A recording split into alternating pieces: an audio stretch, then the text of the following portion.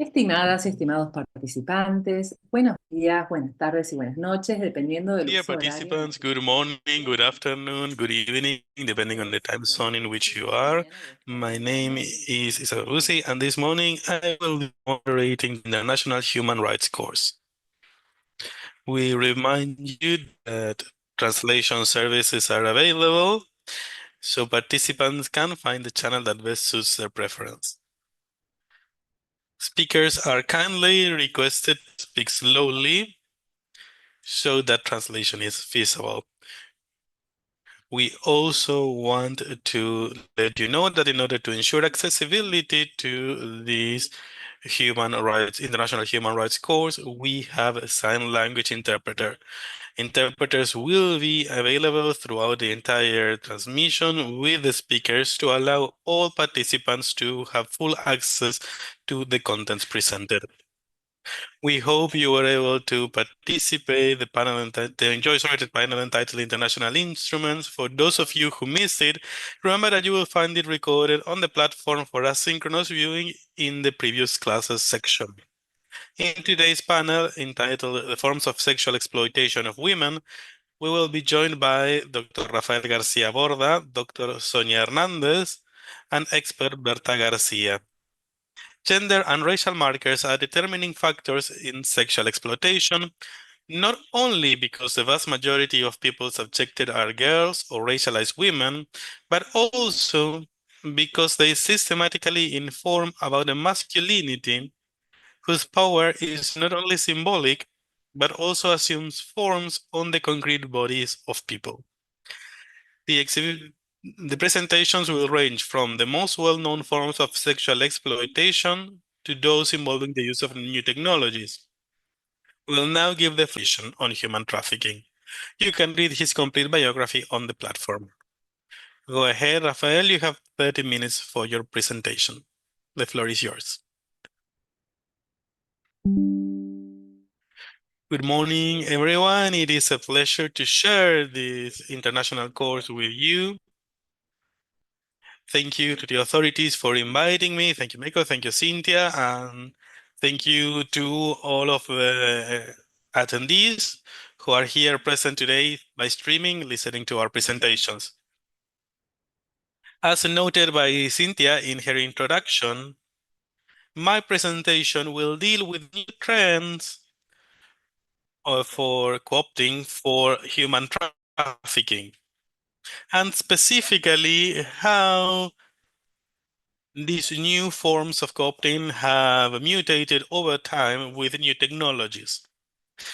I will try to explain on the one side the beginning of that co-opting that is linked to related crimes related to human trafficking, such as grooming or child pornography, and how cyber criminals have moved from that recruitment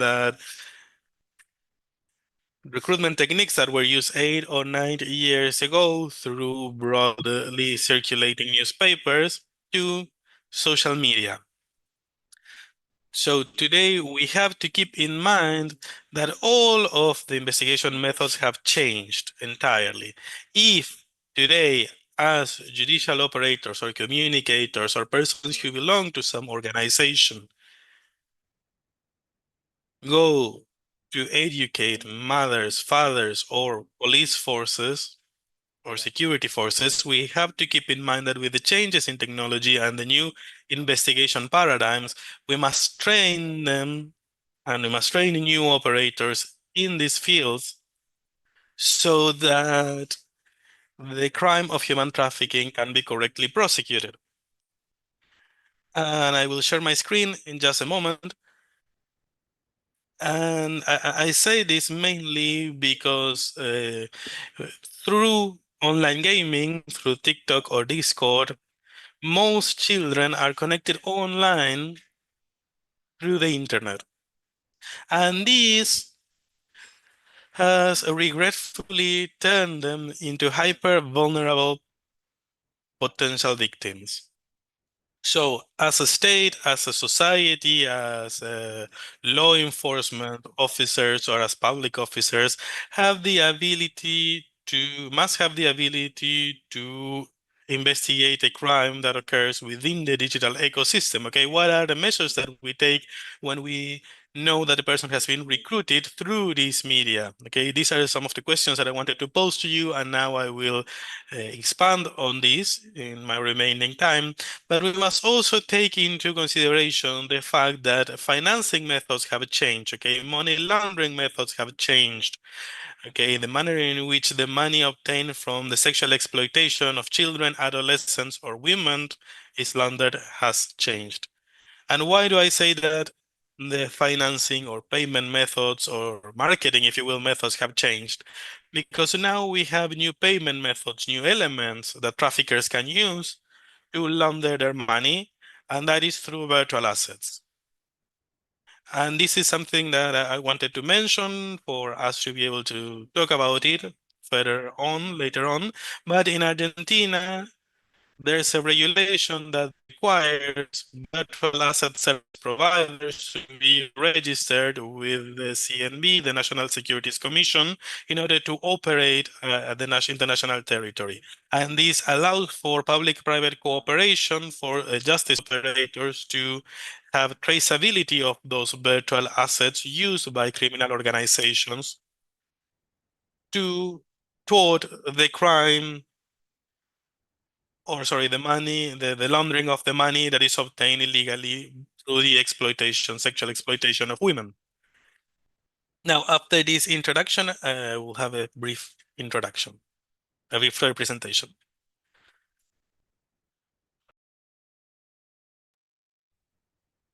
Can you see it, Cynthia?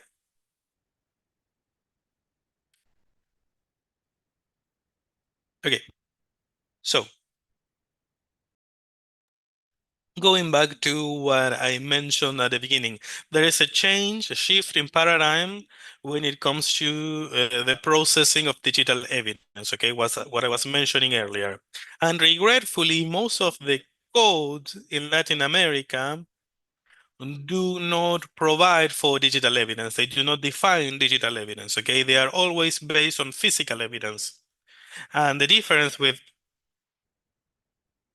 thank you. So as you know, digital evidence is volatile, okay, can be very easily duplicated or copied, and we must be prepared to properly preserve digital evidence in a manner that is useful for us to conduct a proper investigation of human trafficking crimes. And for that purpose, we always talk about the importance of digital literacy.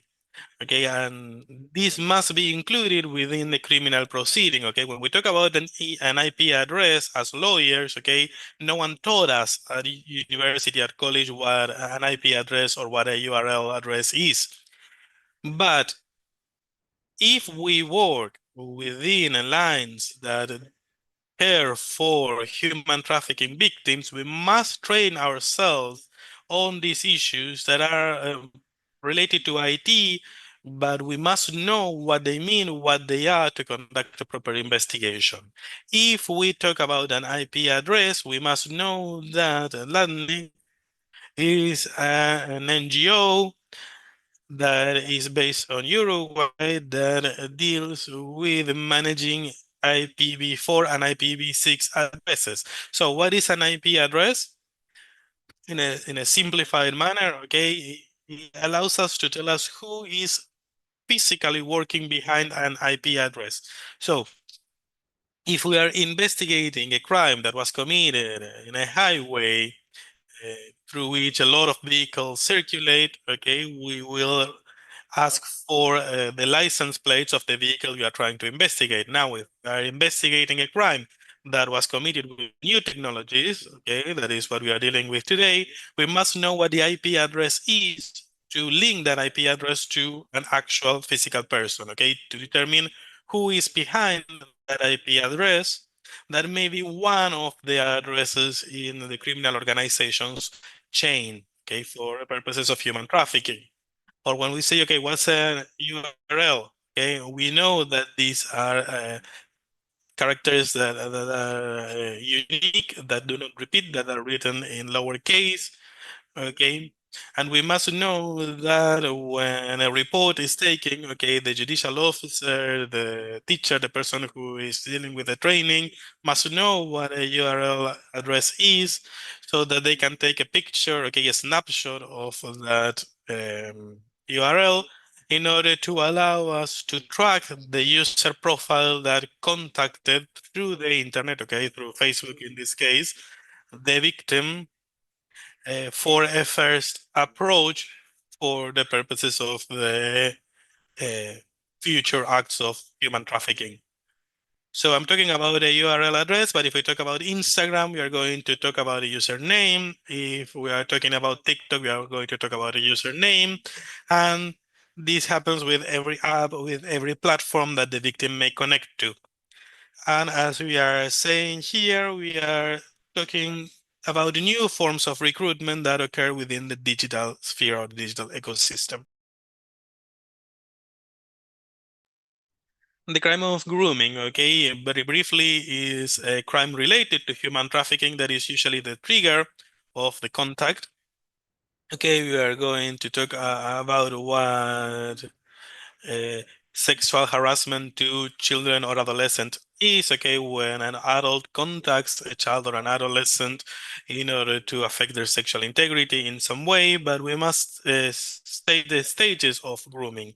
Okay, first we have the entrapment stage where the trafficker uses social engineering to send a friendship request to the child involved, so that in this stage, the child who is using online games or online platforms, okay, have public profiles. This allows traffickers to do social engineer, this form of intelligence that we call social engineering, to send a friendship request, taking into consideration the likes, dislikes, and preferences of the child. Then we have the trust building stage, okay, in which through these preferences and taste, okay, the trafficker goes deeper into the relationship and starts asking questions, such as, for example, whether the child has a boyfriend or a girlfriend, whether they ever slept in their underwear, okay, and end the conversation in a manner that allows them to keep these children emotionally captive. Okay, then we have the seduction stage, in which there's an exchange of pictures and videos. And in this stage, we see a marked extortion, okay, when the victim doesn't send the trafficker another video or another picture. So the trafficker starts to threaten the child with viralizing or publishing those pictures or videos online. And finally, we have the sexual harassment stage, which involves marked, implied, or expressed sexual violence, in which the trafficker will attempt to get images showing child pornography or child sexual harassment. And in a lot of cases, those images are then used by pedophile groups or as a form of sexual exploitation in houses and are then used or marketed online. So that is why it is so important to know about this new methodology, these new forms of recruitment that exist today and that we want to discuss in this course today. And here we are going to discuss or to talk about the symbols. Okay, what do you see here? What can you see in connection with the symbols? And this is something that I'd like to mention because it will give us the consequences it will show. And here I will stop sharing my screen because I have very little time left. But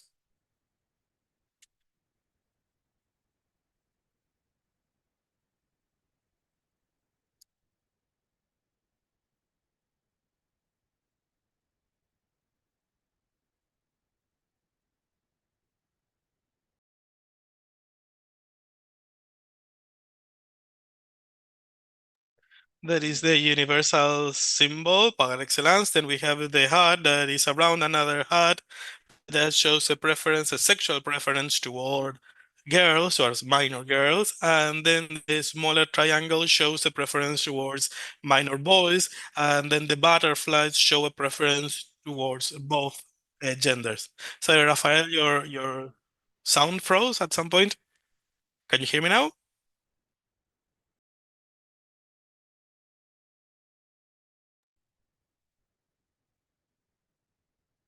Hello? Yes, yes, we can hear you now. So, I was saying, I don't know whether you got to see the symbols. Did you listen to, were you able to hear the explanation regarding the symbols? Yes, can we have a summary if we can go back to the symbols? Because some of it we couldn't hear. Okay, so I'll go back to this part.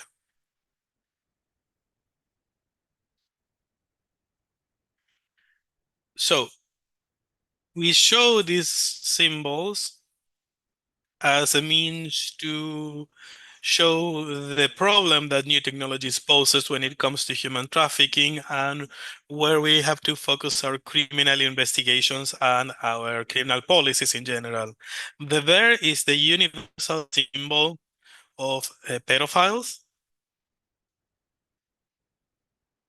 So again, when we see one of the symbols, again, the means that pedophiles use to communicate with each other to obtain pictures of naked children. Then we have the heart that is surrounding a smaller heart, and that evidences a preference for girls. The triangle surrounding a smaller triangle shows a preference towards boys, and the butterfly shows a preference for minors of both genders. And when I show these symbols and I ask people whether they know them or not, and most don't, okay, this is what happens. This is what goes on in the digital sphere, okay, in the digital ecosystem. This is what we must be prepared to approach. And this is important because we must keep in mind that hard as it may be to believe, every year on April the 25th, they have the Universal Pedophile Day, and that is the day in which most child pornography is trafficked, sorry, or shared. And why do I say this? Going back to our introduction, okay, we needed to change the manners in which we investigate. The traditional detective who was outside in the street with a magnifying glass looking for information, okay, for these new crimes of human trafficking, for these initial contacts at least, is ineffective, okay? Today and for some years now, we need new research methods, okay? We need analysts, digital analysts. We need revealing agents within digital ecosystems to be able to prevent the crimes that occur within the digital ecosystem that affect children and adolescents.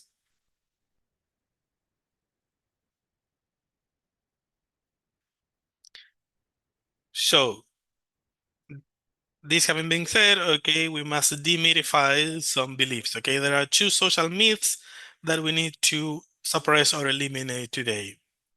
So, if I ask you, how many of you have seen in social media pictures of children, okay, cousins, family members who show pictures of naked children, for example, of a first bath, okay, in a manner that is intended to be endearing, okay, and this is understanding, okay, but we must know that those pictures are immediately taken by these pedophile groups that I was talking to you about, who are also having a social engineering, doing social engineering to start for a first recruitment steps in human trafficking and women trafficking. So we must be attentive to these issues and we must be attentive to digital care and to protect children and adolescents. We also hear adults say, my child, my son or daughter manages technology better than me. They pick up the phone, play YouTube, and they look for the information I need, and they are responsible for the phone, the mobile phone, because they know best. They are digital natives, of course. They were born with technology, but they're not prepared whenever a trafficker contacts them in that first approach or contact to engage in the new human trafficking approach or attempt. We must also educate them in the use of digital tools. We oftentimes how they did at school or in their sports of preference, hockey, football, but we never ask them how about the internet. Parents often ask us in different conferences and talks, what are the different things they have to pay attention to, what piece of advice to give to their children. And we always say we have to be attentive and be on the lookout. We have to know what our children do in the digital ecosystem. They are connected 24/7, sometimes even from home, talking, playing online with lots of people they don't know. Back in our time, for the people who are attending the course from different time zones and different countries, when we were young, they would tell us, don't speak to strangers, don't accept anything or any treat from a stranger. But today we notice that even being at home, children, boys or girls, are hyper vulnerable because they are hyper connected, which means they have no control over who they talk to or who they relate to in the digital ecosystem when playing online. In the 5 minutes left, when I was referring to human trafficking, we refer to Article 128 of the Criminal Code. That is the different symbols and signs, the production, funding, offering, trading, publication, facilitation, dissemination, distribution of child pornography. This is, as I said, Section 128 of the Criminal Code. I am glad to say that there were procedures carried out yesterday, and a large number of children were rescued thanks to this new form of research, which is the digital preparation, different from what we are used to in the traditional justice administration or police forces. There is a paradigm shift in terms of investigation in order to prevent crime. I mean, this crime we are talking about.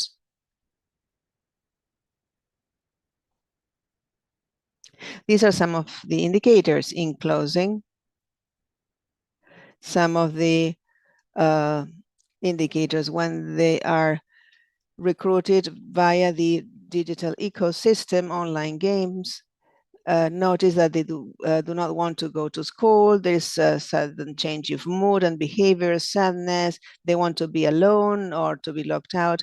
There are changes in school performance, and they're irritable and nervous. It's oftentimes not the family that learns about it, but the warning or the red flag is raised at schools, because victims will tell a friend, and that friend will tell their parents. And then, yes, they will contact the actual victim's parents. So as a piece of advice, let's be on the lookout for these changes, these indicators I'm showing on screen. And in closing, I'm going to stop sharing my screen now. We have no time today to look at virtual assets, cryptocurrency, but I plant the seed for these ideas so that it's food for thought, because the funding methods, the means of payment matter. I mean, how the material containing sexual abuse is obtained, that is today being paid to different virtual assets, cryptocurrency, as described in the amended criminal code. Even though there is no consistency as to how to define cryptocurrencies, in Argentina, we have defined them as virtual assets. That is, the payment made virtually via a wallet, a virtual wallet or e-wallet, where the trafficker tries to hide or conceal the money which has been illegally obtained via criminal activities such as human trafficking. It's been a pleasure to share these 30 minutes with you, and I remain open for any questions that you may have or any doubts, and I will remain online to listen to the other panel members. Well, thanks very much, Rafael, for your presentation. It's really striking and impactful, and there will surely be several questions later. Now we will give the floor to Sonia Hernandez. Sonia is a criminal lawyer with a master's degree in fundamental rights from the Carlos III University of Madrid. She was a prosecutor in the Attorney General's office in Dominican Republic, where she achieved important convictions in cases of human trafficking, organized crime, and gender violence, among others. You can read her complete bio on the platform. Sonia, you have 30 minutes for your presentation. Well, thanks very much, Cynthia and team. And participants, wherever you are, and irrespective of your time zones. It's a pleasure for us to share what has been a part of our experience in Dominican Republic, as well as new trends in women exploitation, as Rafael noted in his presentation. By way of introduction and trying to make history, I would like to retake some specific ideas or concepts of what's the recognition of human rights. Why is that? This course speaks of human trafficking and how the curtailment of human rights has led to the fight for human rights that was so difficult worldwide. This right is being breached and violated despite the efforts made at the time to abolish slavery. Today, we are faced with conditions that are very similar to that condition. And this is manifest today in human trafficking and its different forms. Abolishing slavery meant indefatigable efforts by men and women who fought for equal rights. And we came to a point where human rights were recognized and not subject to any discrimination, mistreatment, as it was the case in the past. Hence the concept of equality, freedom, human dignity were the grounds that moved peoples and nations to recognize or to fight for the recognition of these rights. When we are born, just because we are human beings, we enjoy these rights, and the respect for these rights makes it possible to live in society. Today, however, when we study this crime that is human trafficking and its various approaches and the various forms of exploitation. Exploitation means subduing people. And I want to be more graphical here, how we imagine a bomb bursting, right? It bursts and everything comes to pieces. Well, that's exploitation, human exploitation. So imagine how we human beings have come to the point of degrading mankind after having got rid of slavery. So undergoing this kind of slavery, of exploitation, definitely breaches and goes against our dignity as human beings, especially those that are most affected are women. When we study, as done in this course, human trafficking and what it means, what that illegal trade means, that benefit for a third party, financial or economic benefit at the expense of somebody else's body, that is unacceptable, and it denies the importance of the recognition of human rights and the freedom that we should all enjoy today, and which did not exist in the past. We are privileged to have that recognition in place, as well as the different national and international mechanisms in place, which have been developed and which currently exist to recognize and protect these rights, so that we will all be able to fully enjoy the same. The decadence and the lack of values present in society is what has led to putting up with these abusive criminal behaviors that enslave other human beings. There are different factors in society and prevailing amongst the people who are vulnerable and subject and conditioned by gender, race, social, economic situation. That is what has led to these people being trapped by these networks. But as Rafael said in his presentation, we are now living modern times, and it may be difficult even to identify when a person is being subject to human trafficking or dragged by these networks.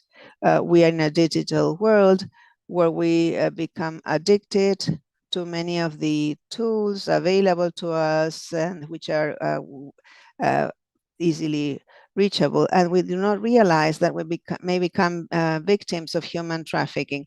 When we look into special laws to fight, punish, and repress human trafficking behaviors and to protect victims, we see the different forms of human trafficking, say for sexual exploitation, prostitution, sexual tourism. They all have the same components. If we look into it, when we look about this type of practice, we refer to the people who benefit and obtain a financial profit from somebody else's sexual behavior. In the case of sexual exploitation of women, it's the same thing. In looking at the elements that constitute the crime, when speaking about pimping, coercion does not become involved. Here in Dominican Republic, it is a person who engages in prostitution for a third party, and who, a third party profits from the sexual work done by another person, and there is no coercion present. This may be done voluntarily. Oftentimes, when we look into this, we realize, oh, well, voluntary, at least in the Dominican Republic's experience, we want to acknowledge this as a crime because the woman, the person who is subject to procuring of pimping, is giving consent. And something important to note is that we need to take into account what the Palermo Protocol states. As far as, just like we may enforce international international documents to identify the crime and the victim, we can do so by adapting to what national and international laws. Section 3 of the Palermo Protocol clearly provides that human trafficking victims, any victim that has given consent to being exploited in any manner whatsoever, any form of exploitation, that consent is not valid. And oftentimes, at least in Dominican Republic, whenever there is open or manifest willingness by the person who allegedly gives consent to being exploited, that cannot be used as a valid argument to accept the situation and not to punish this as a crime. We need to bring this international instrument to our court so that it will be enforced together with national legislation. That is, we cannot overlook the fact that the victim's consent cannot release the exploiter from responsibility. The consent cannot be considered valid, given that you are putting your own fundamental rights at stake. This is important. We need to know how these rights start, what their nature is. And one of the characteristics is that I may not renounce to the rights that have been attributed to me since birth, rights that are protected by international instruments and because I am a human being. I cannot just ignore or disregard these rights simply because I give consent to sexual exploitation. So this is important to note, and having in mind. And remember that victims' consent, human trafficking, and the various forms of exploitation cannot be used as an argument to exempt the party engaging in procuring or being from responsibility. When we look into the purpose of human trafficking for sexual exploitation, and when we speak of procurement and the procurer, we see that, I mean, they're all similar terms, and both the Palermo Protocol and the national legislation in the Dominican Republic so provide. They both establish how to identify the different forms of sexual exploitation. In our country, sexual tourism is one of the most prevalent forms of women exploitation. This has become diversified in modern times, not only because in the past, when looking into women's sexual exploitation in the travel industry, on our beaches, we are in the streets, we could find this present, but also different, it has taken on different forms, especially because of the use of technology, social media, the fact that they are contacted via websites, WhatsApp, any other digital platform, all of which allow people, pimps, procurers, drivers, beach hawkers to approach a foreigner who is in the country and make them some kind of sexual offer.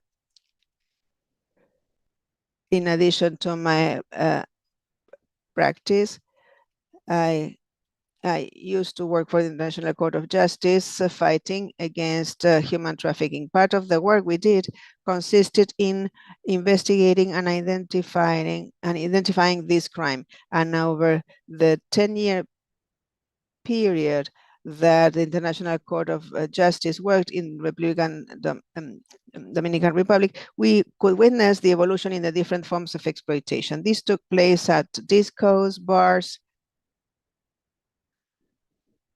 We could identify this by doing some prior intelligence. After the COVID pandemic, the forms have changed. Other forms of women exploitation have been developed because after the lockdown, after the quarantine period, and the fact that it was not possible to go to a disco bar or go to the beaches, because of that, we could identify and see how traffickers resorted to new methods to commit this crime. And one of these forms is, of course, the use of technology to offer sexual services. Indeed, in the work done by the Special Prosecutor's Office here in my country, we managed to dismantle criminal networks that used platforms to offer escort and sexual services. Even they sometimes are in agreement with hotels or with transfer services. They are very well organized. They know how to commit the crime without being overtly exposed. Say, for example,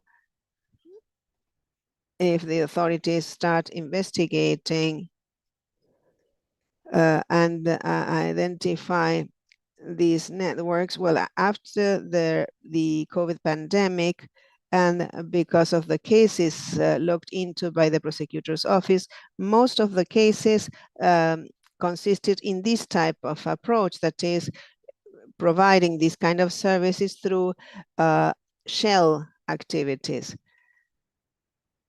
In the travel industry, that's where the sexual exploitation and human trafficking has grown the most, and the one that is most difficult to get rid of because of the intervention of social media, digital platforms, and because of the digital ages we are living in. These tools facilitate the work by traffickers, how they can recruit their victims, have a catalog with women to be offered to travelers, to tourists, and thanks to it's only through a dedicated proactive investigation effort that you can identify these networks. You will not find these women in a visible location, but through social media. So it is important that the different players be on the lookout and be attentive to this new form of human traffic and how to perform this kind of research in the digital age. So we can use any updated tool, any new platforms that I sometimes need explanation for, but I can also see the danger to which my children are exposed because of how easy it is for them to use them. So it is that why, as a society, as justice officers, law enforcement officers, we must be trained to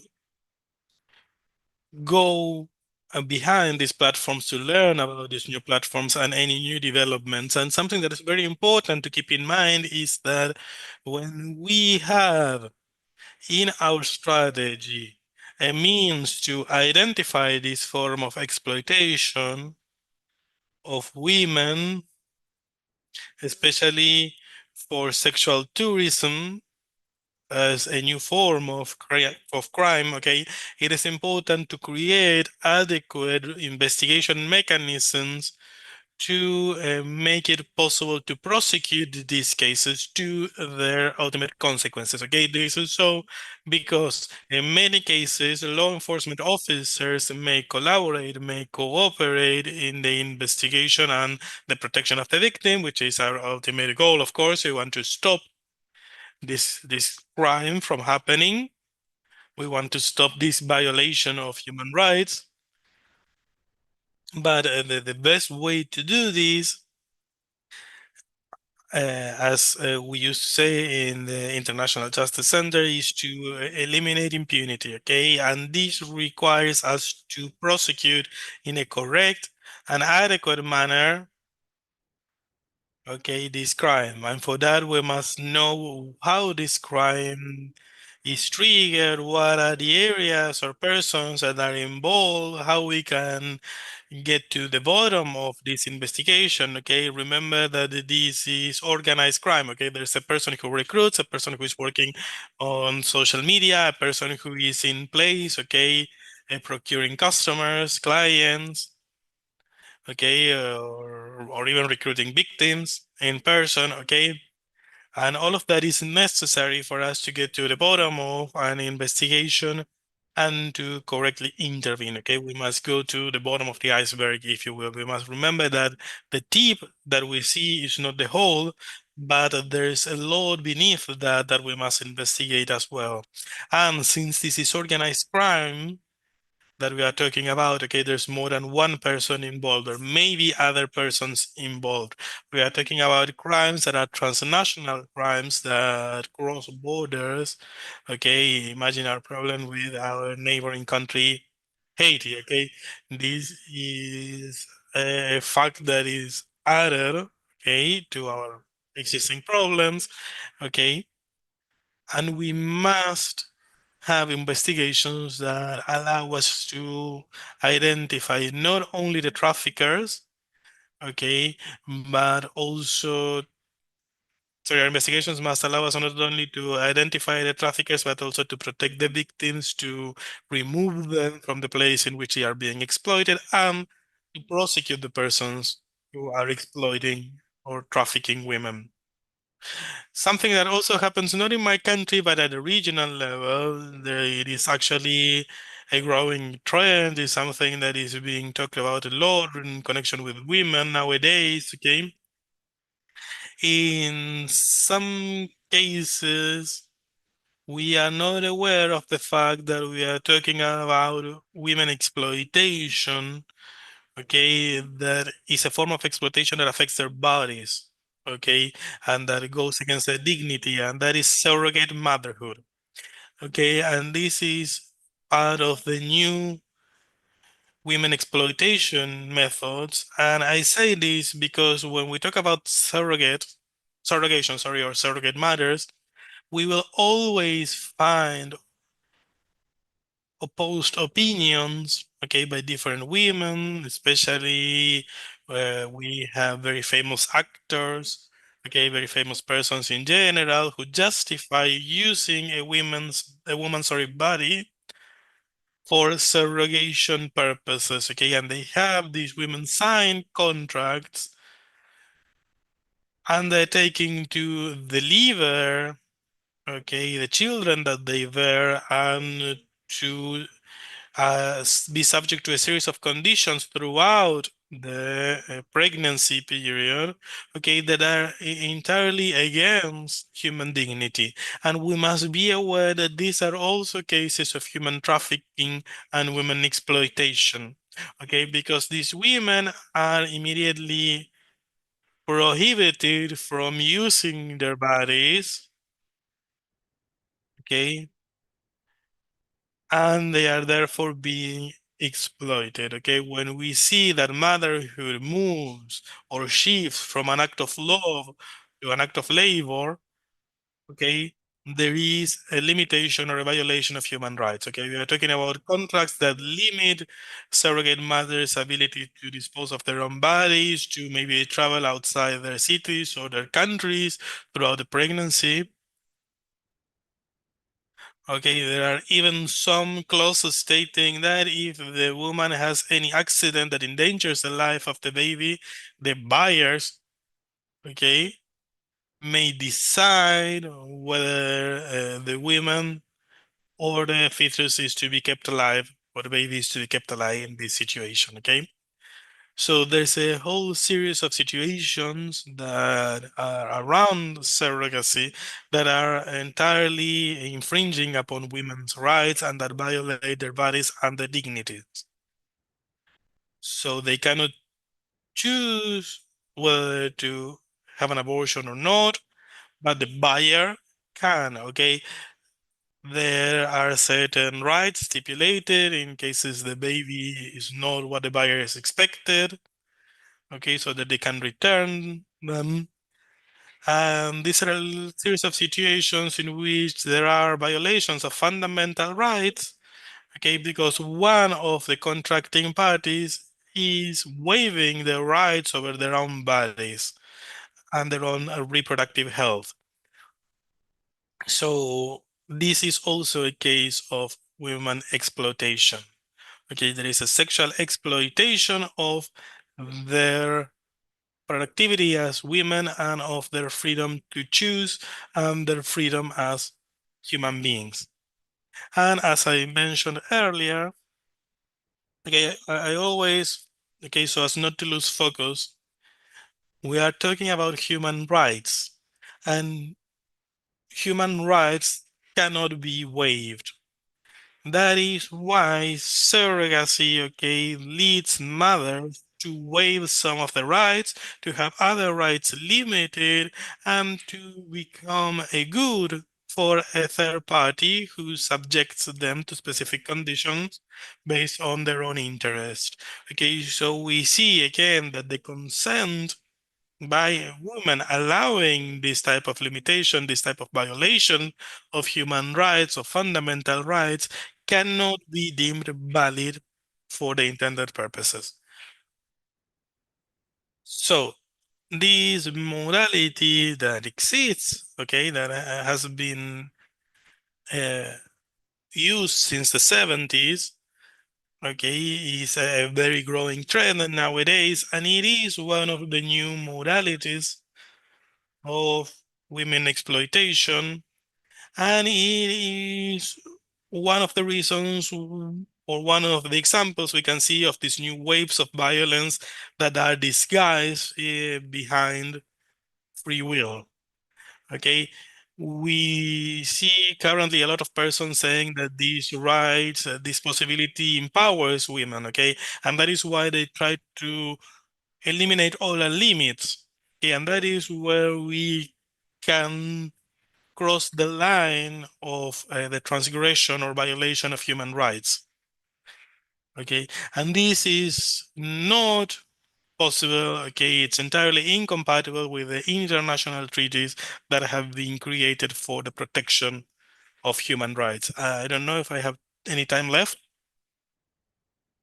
Okay, you should round up if you can.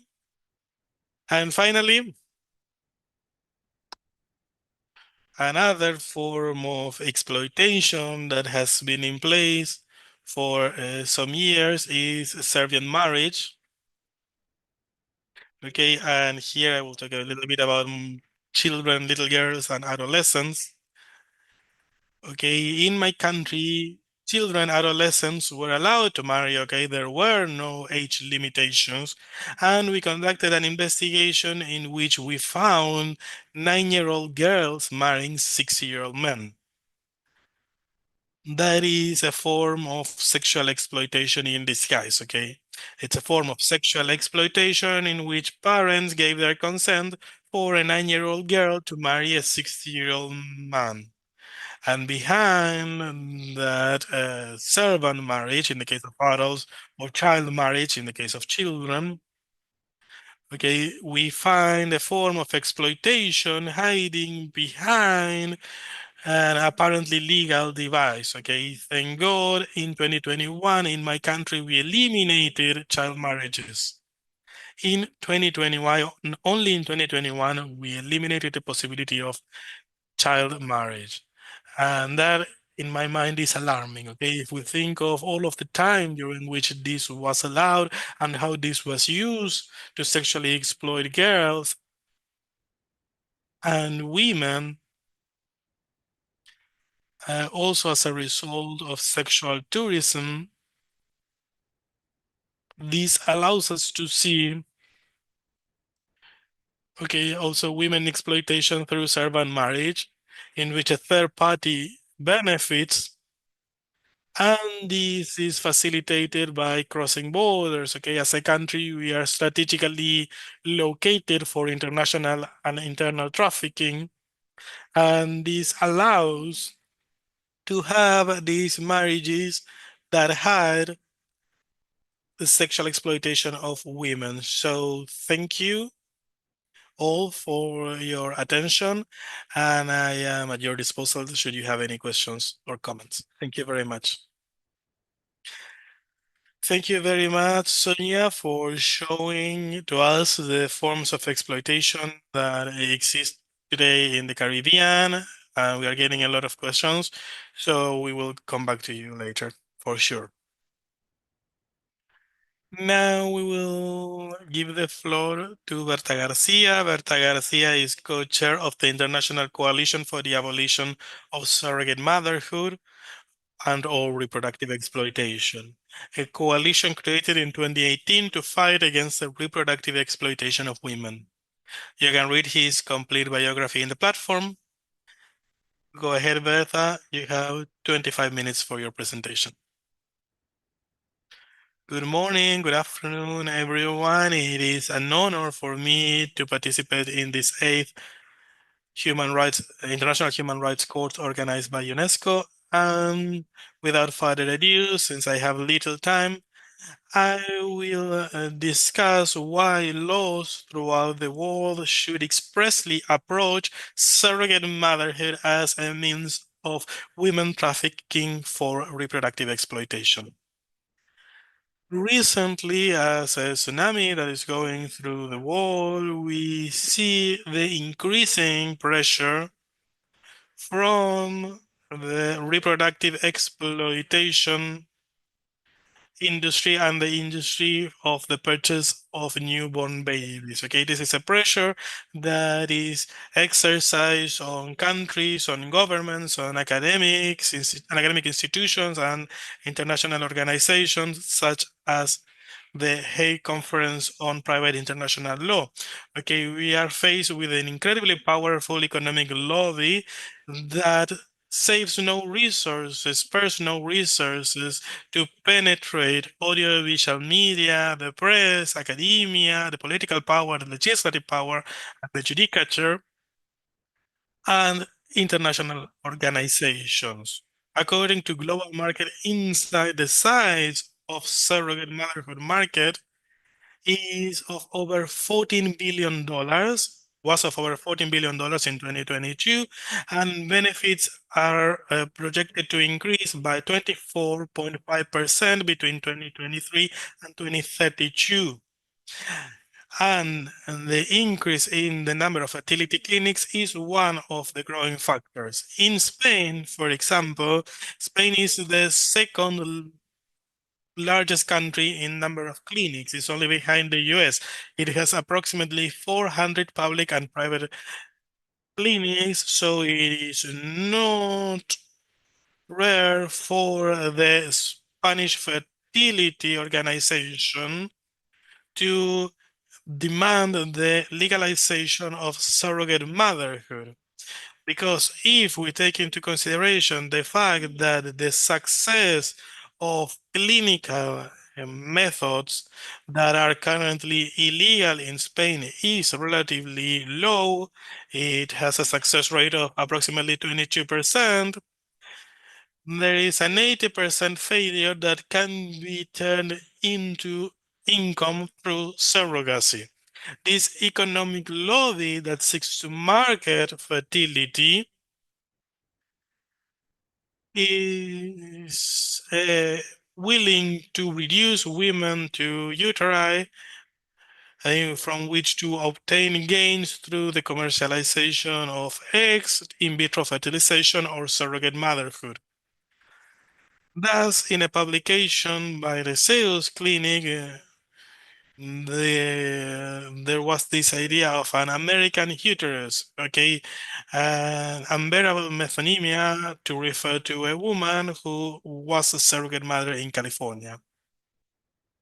The demand for the legalization of surrogacy is based on the fake right of heterosexual couples to have descendants and on a weird concept of family diversity that seeks to solve what is known as structural infertility, which is basically the inability to reproduce that male couples or single males fails who consider themselves discriminated and demand the availability of women to be able to reproduce by contract. Okay.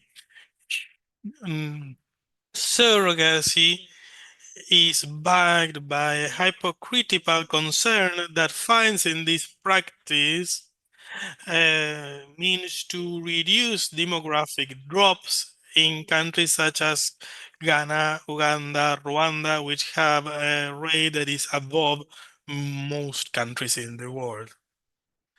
It is also very frequent for this to be defined as an assisted reproduction technique that is highly complex, even though the women who act as surrogate mothers are fertile and healthy women who require no techniques to reproduce.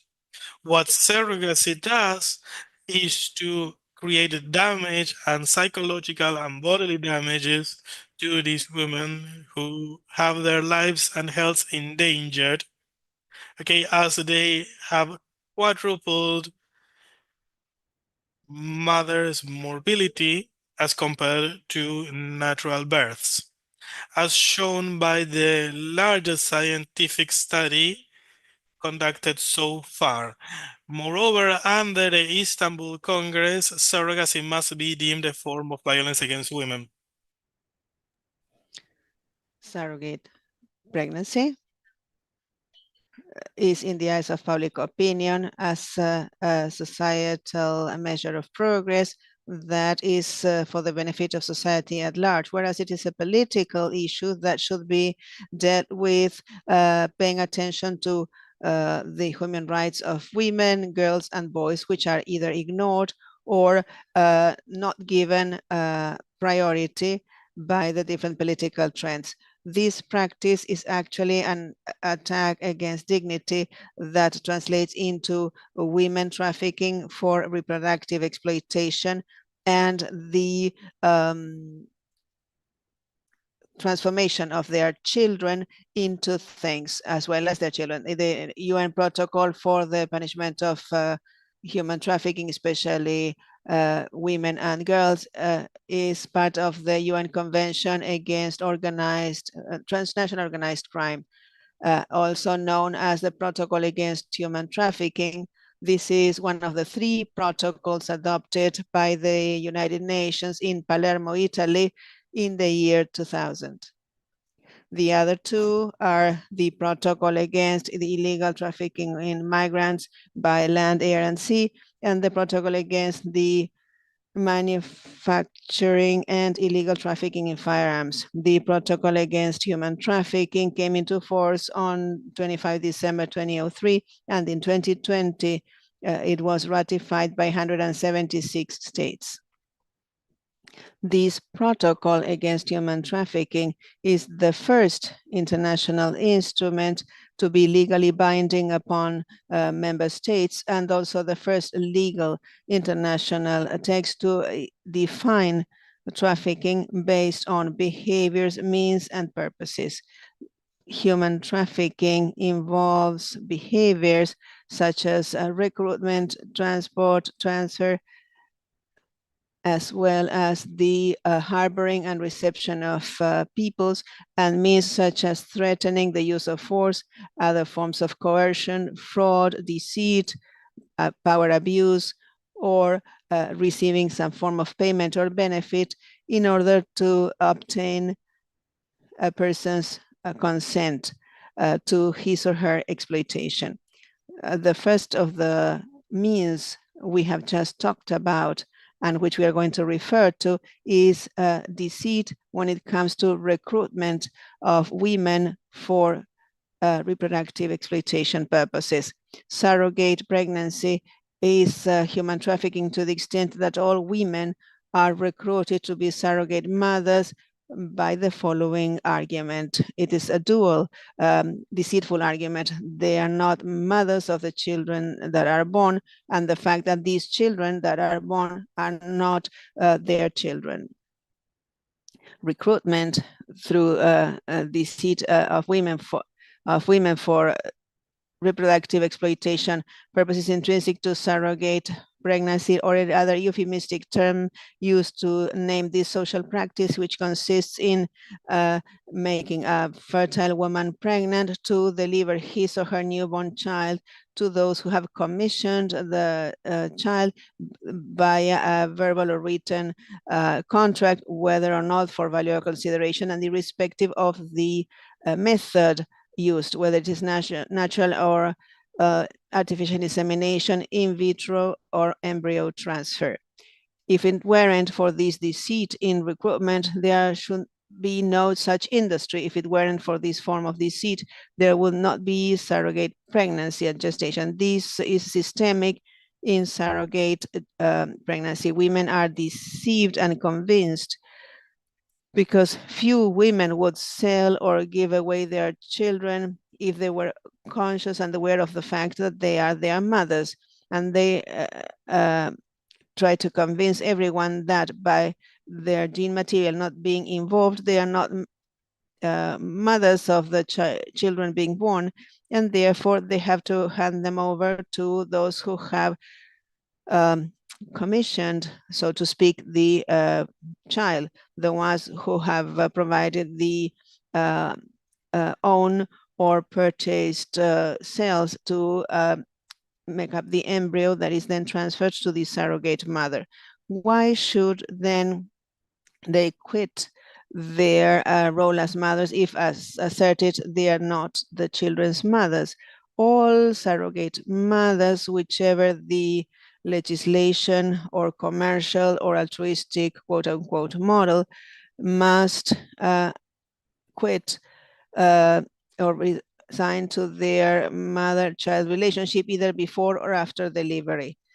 The relationship to the mother is given by the delivery process, and they have also to quit the rights and obligations of parenthood, as well as other obligations, namely, for example, they resign to other benefits, the reduction in working hours and other tax benefits.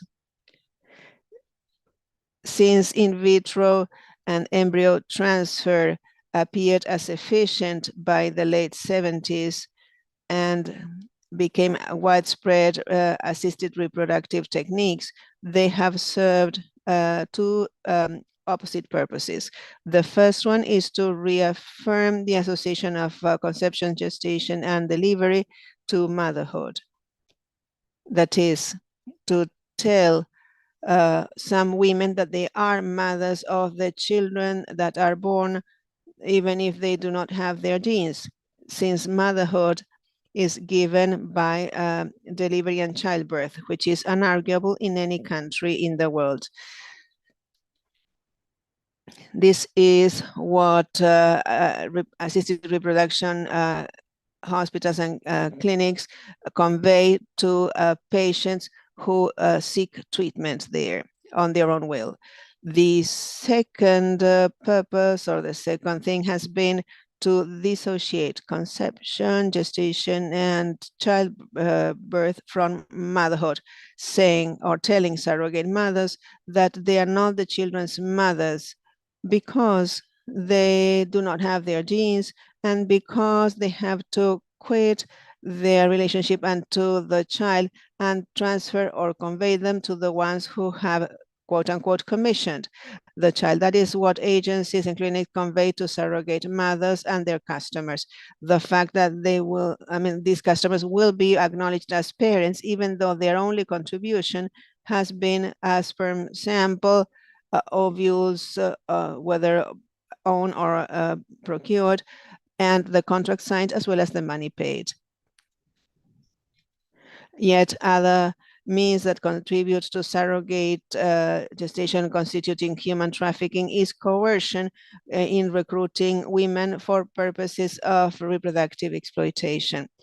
Surrogate gestation is human trafficking to the extent that all women are recruited to be surrogate mothers through coercion, whether psychological, emotional, social, religious, economic, and family, at the family levels. Especially the economic coercion is important. The contribution received is the major enticement when it comes to consenting to being surrogate mothers.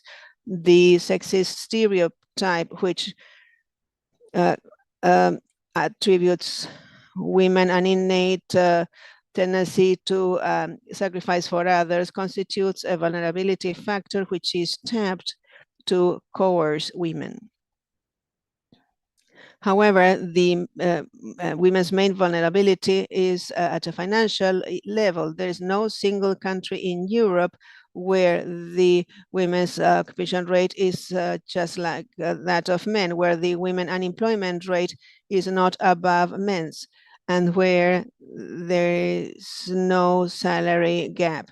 In Latin America and the Caribbean, the female unemployment rate is worryingly high, reaching 11.5% vis-a-vis 8.6% in men, according to the ILO.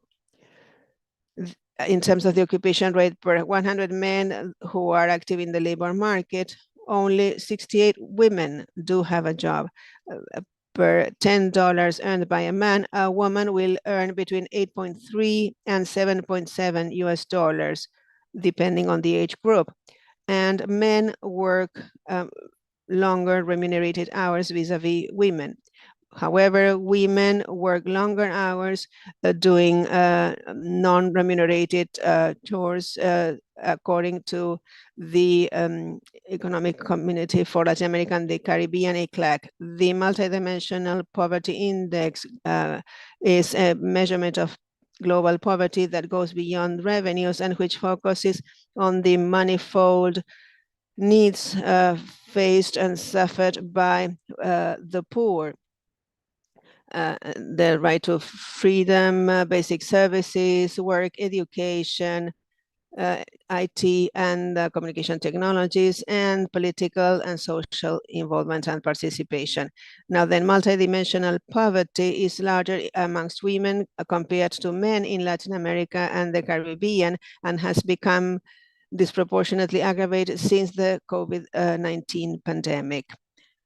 27.4% of women in Latin America and the Caribbean live in a poverty situation.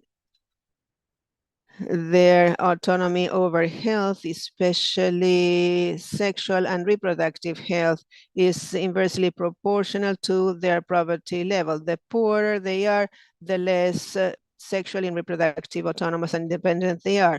As far as education, many young girls don't access professional or higher education training since they have to take on different chores in the family as carers, chores that women in the region devote thrice the time compared to men, and even 7 times more, for example, in the case of Guatemala. This is tightly related to the precarious living conditions they are in and their difficulty to access drinking water, electricity, and fuel for cooking or heating.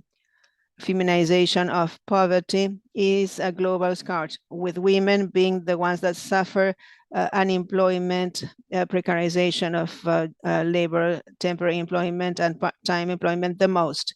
And it is mostly women who perform non-remunerated caring jobs, with the aggravated consequences of multidimensional poverty. Under these conditions, social and economic and vulnerable precariousness, many women are the perfect victims for sexual and reproductive exploitation purposes. And we can very well understand why it is so easy to recruit them in exchange for compensation, and even for a promise to receive a compensation, which is not always materialized. This recruitment of vulnerable women takes place without limitation in many Facebook groups. In addition to recruitment by deceit and coercion, the transfer of women is a frequent behavior in the case of surrogate pregnancy. One more element that transforms this into just another form of human trafficking for reproductive exploitation purposes. Anyone can obtain information on the migration of women for reproductive exploitation purposes, entering those Facebook groups. However, in 2021, my organization, the International Coalition for the Abolition of Surrogate Motherhood, together with the European Network of Migrant Women, undertook a study on documented cases in 72 countries. Greece, Ukraine, Mexico, and India were subject to more in-depth analysis. Despite the considerable amount of information gathered, few academic studies or official reports exist on forced displacement or voluntary displacement of women in the context of surrogate motherhood, so that research results are very relevant. In addition to deceit and coercion, which are intrinsic and inherent to the recruitment of women for reproductive exploitation purposes, it is very important to note and underscore this other aspect, that is the transfer of women, which adds a very important ingredient to human trafficking. There are migrant women who have a personal project that is different from surrogation, but who are recruited as surrogate mothers in the country of destination. Also, there are women who have already and initially been recruited and who know they are going to be used in their countries as surrogate mothers, but who are then transferred to another country, oftentimes in the context of mafia practices, or to give birth in the country where the contracting parties are located, just for their comfort, and oftentimes to bring down costs, to elude any legislation, or to be subject to medical practices that are non-existent in their country of origin. Whether they migrate to another country with or without the intention of becoming surrogate mothers, or if they migrate once pregnant for the surrogation industry, and also if they are recruited in the country of destination, the profile among them is very similar. The majority, not to say all of them, are in a situation of great social and economic precariousness and vulnerability, increased by migration and immigration. This explains why it is so easy for traffickers to attract and transfer these women from one country to another. A while ago, I saw ads to recruit women in Uganda in order to take them to Georgia. These women are human trafficking victims, forced pregnancy oftentimes, and also physical and psychological violence. Added to that is the most probable abandonment they suffer once they have delivered the child and handed it over in the country of destination. They're also victims of fraud, as they do not receive the agreed upon compensation, and they run a serious risk of becoming or falling victims to other forms of trafficking and women trafficking, such as being forced to beg and sexual exploitation. I will also refer to other behaviors in surrogate motherhood, namely confinement and reception of women, which adds new elements to consider this practice as trafficking for reproductive exploitation purposes.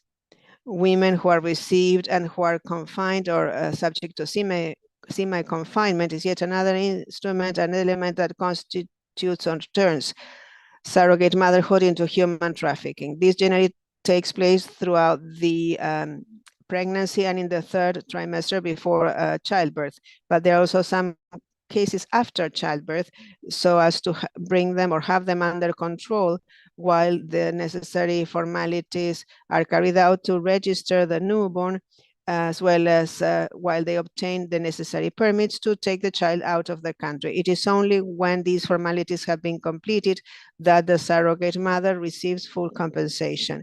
The situation and the vulnerability that these women face is increased by their postpartum situation that they face, because sometimes they are subject to cesarean section. Mothers who act as surrogate mothers are not independent or free to move. It is not necessary to go back to the women in India, Cambodia, Nepal, or Cancun in Mexico.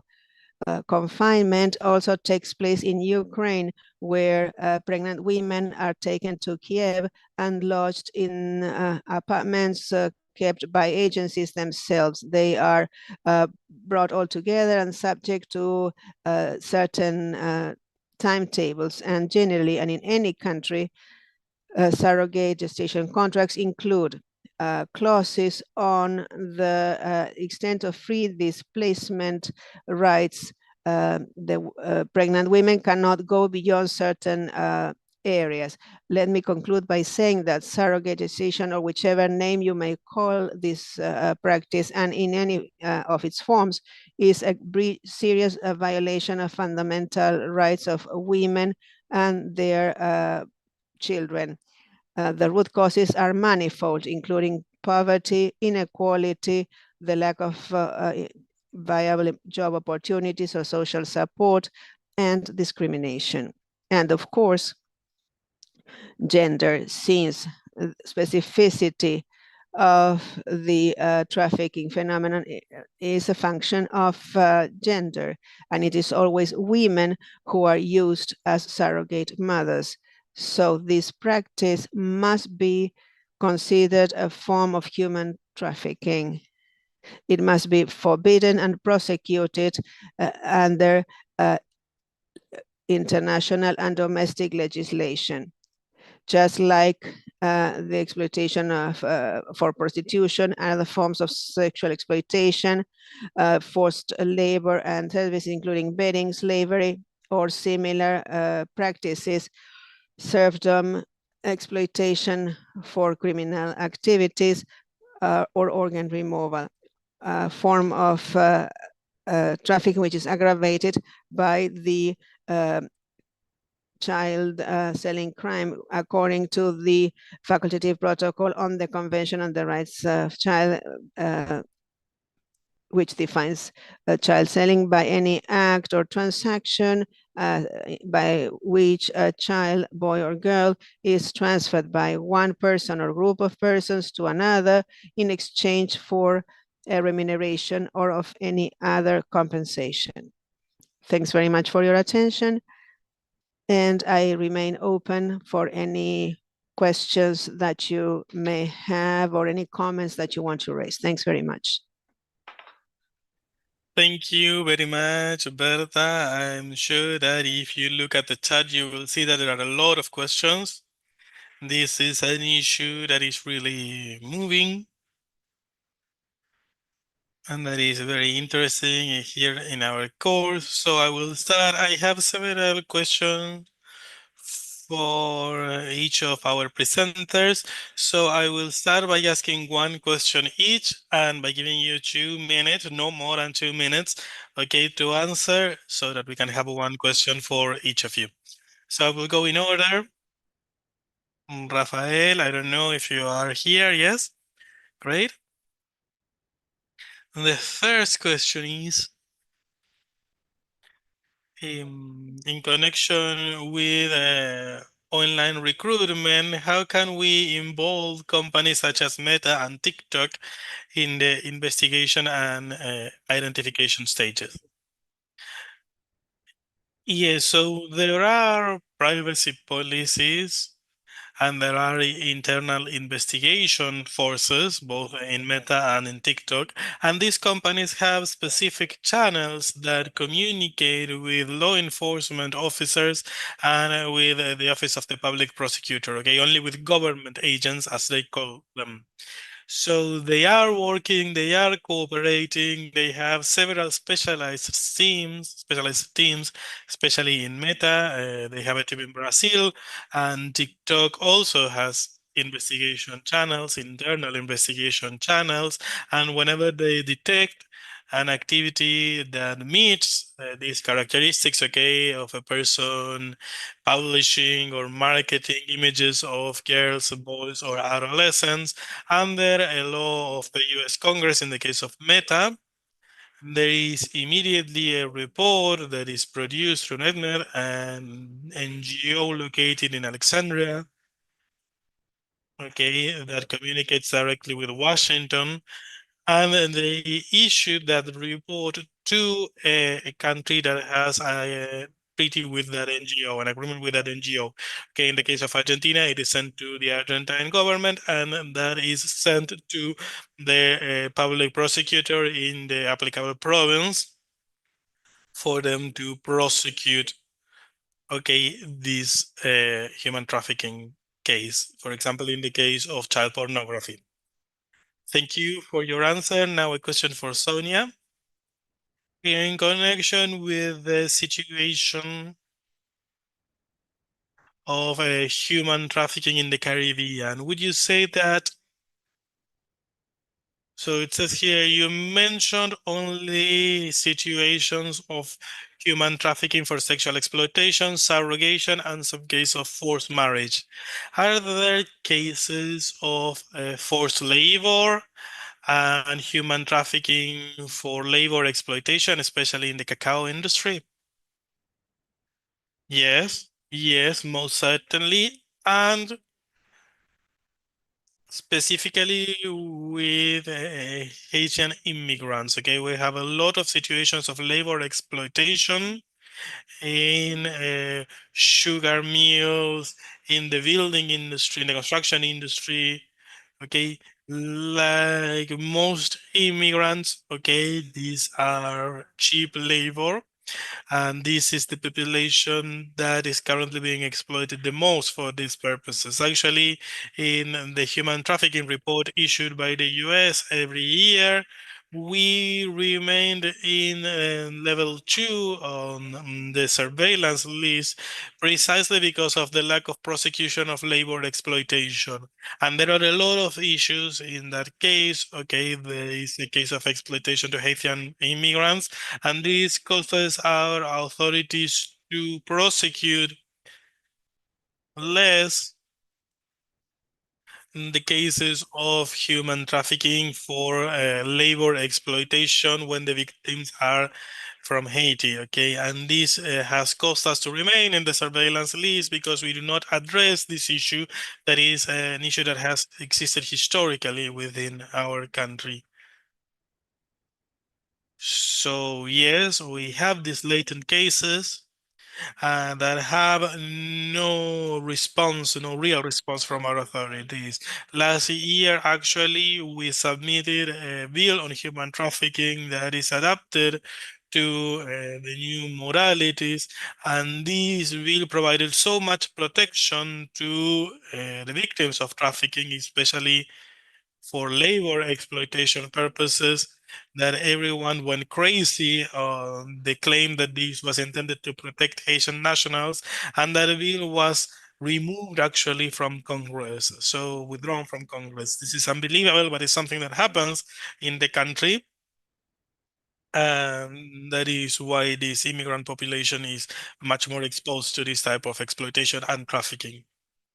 Thank you for your deep answer. I have a question now for Berta.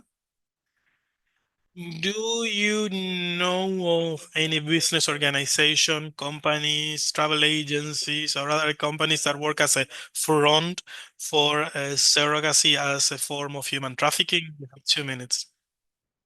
Yes, of course. These agencies, these companies market themselves online copiously, okay?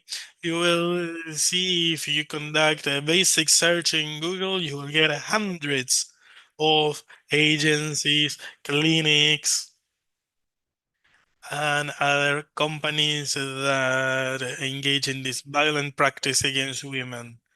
Yes, we know of them. We know who their owners are and who the directors are for sure. And you can do the test. You can test this actually. These companies even offer to search women in any country in the world. In Afghanistan, for example, do you want an Afghan woman? We can get her for you.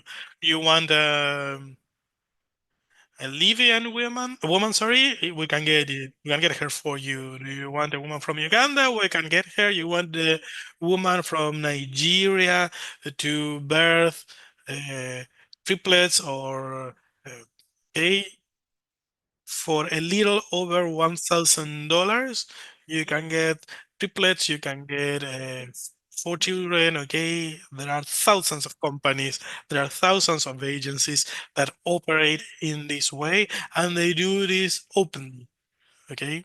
For the entire world to see. Yes, of course. Thank you, Berta, for your answer. And they also offer what's known as cross-border surrogacy. So, for example, you hire a woman in Mexico where the costs are much lower than in the US, and they take her to give birth in the USA. That is what's known as cross-border surrogacy. The entire procedure is carried out in a country with the exception of the birth. And they have the woman travel, okay, for giving birth only. This is a textbook case of human trafficking. Okay, thank you for your answer. I will go back with a question for Rafael.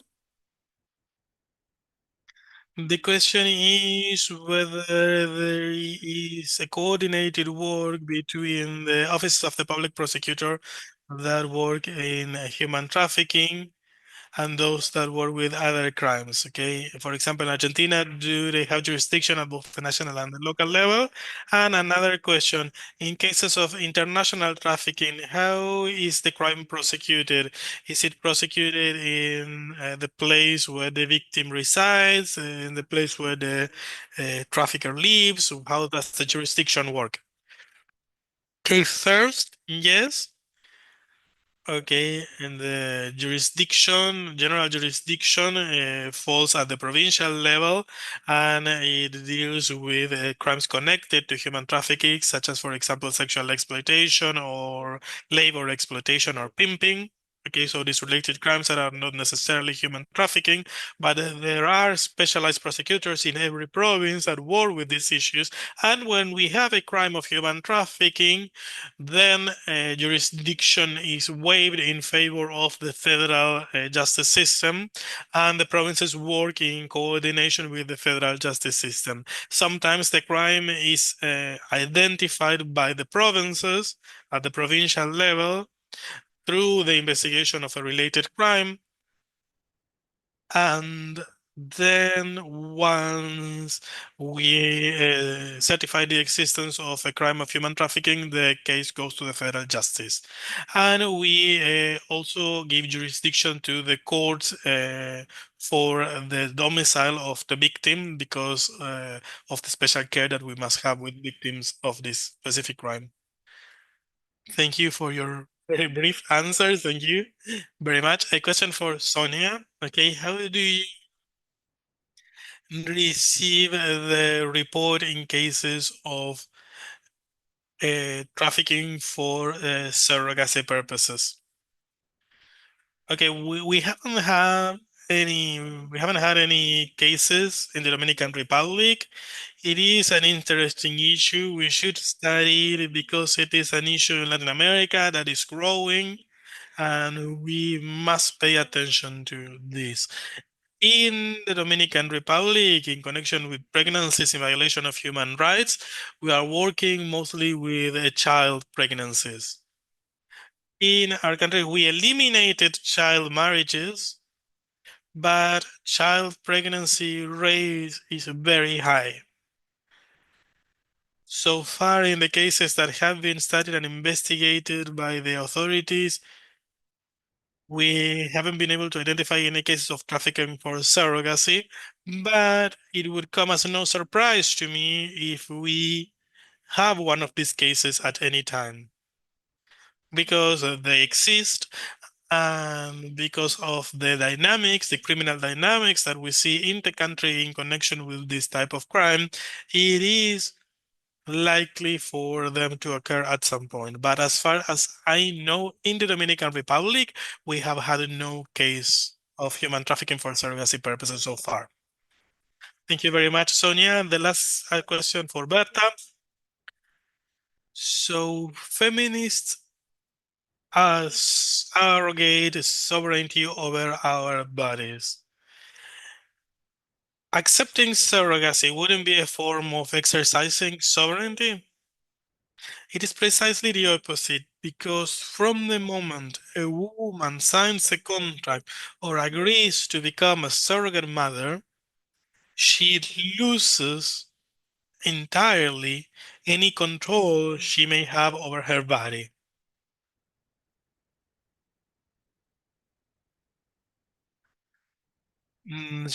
Her sex life is limited, her diet is limited. Okay, she's required to become a patient that is functional for third parties. Okay, she loses her rights as a patient. She loses all of those freedoms that we claim, okay, from the moment she signs a surrogacy agreement. Precisely because it is at that point that our control over our bodies and our lives is waived in favor of third parties. Okay, we become their property. So you become their property, your fetus becomes their property, your baby will be their property once he or she is born. So you lose control over your body from the moment you are prepared for the embryo transfer until after the birth and all of the side effects that may result. So we defend the autonomy of women, we defend reproductive autonomy, and we condemn surrogacy because it goes entirely against it. Okay, it entails a waiver and assignment of control over our reproductive freedom and our sexual and reproductive rights. Amazing. Thank you for your answer. With this, we will finish this panel. Thank you very much for your time, for your answers, your very thoughtful answers. There is a lot to be said, to be discussed about this. So, from the International Center for the Promotion of Human Rights, with the support of UNESCO, we want to thank Rafael Garcia Munia, Sonia Hernandez, and Petra Garcia. To all participants, we will reconvene at 11:15. We will have a small break between panels. Thank you very much. Thank you. Thank you.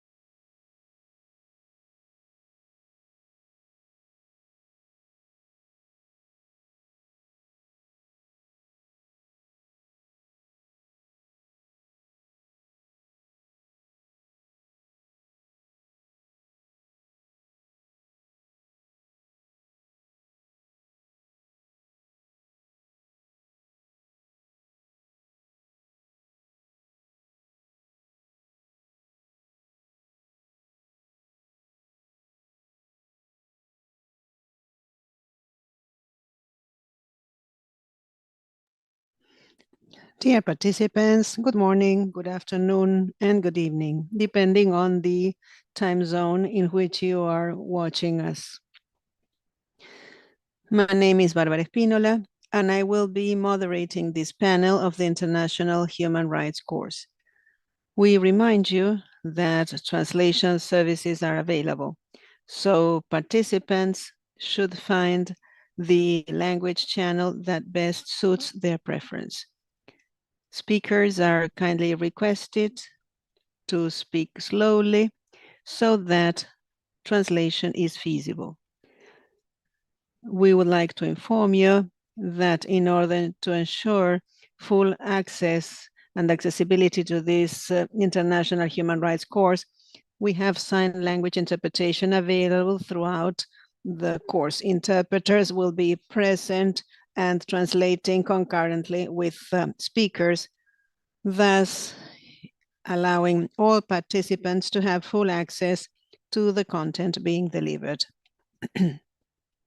We hope you have enjoyed the panel entitled "The Forms of Sexual Exploitation of Women." For those of you who missed it, remember that you will find it recorded on the platform for asynchronous viewing in the previous classes section.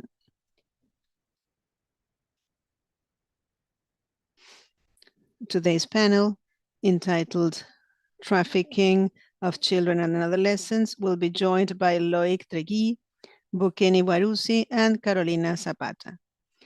The purpose of this panel is to address different exploitative purposes of child and adolescent trafficking. Emphasis will be placed on the impact of age and generation dimensions, and on the characterization of cases of children exploitation who have been forcibly recruited to participate in armed conflict, labor exploitation, begging, among other practices. Let's start by giving the floor to Loic Tregui. He is the executive director of Village Pilot, an Afro-European NGO that defends children's rights through grassroots actions and advocacy. You can read his complete bio on the platform. Loic, you have the floor. You have 25 minutes for your presentation.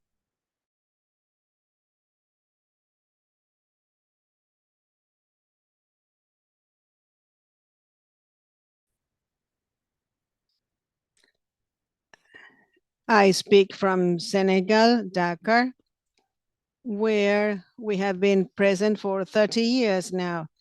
This is an adventure that I started with my wife and the assistant director of Village Pilot, and who is also the co-founder. The context here is quite specific in Senegal in particular, and in Dakar more specifically, because I have children in the streets who engage in begging. There are different types of infancies and different types of children, some who have been completely alienated from their families, and others who attend Dara or Quranic schools. These are Quran students whose families hand over to Marabout. Village Pilot brings together girls and boys who have been completely separated from the families. We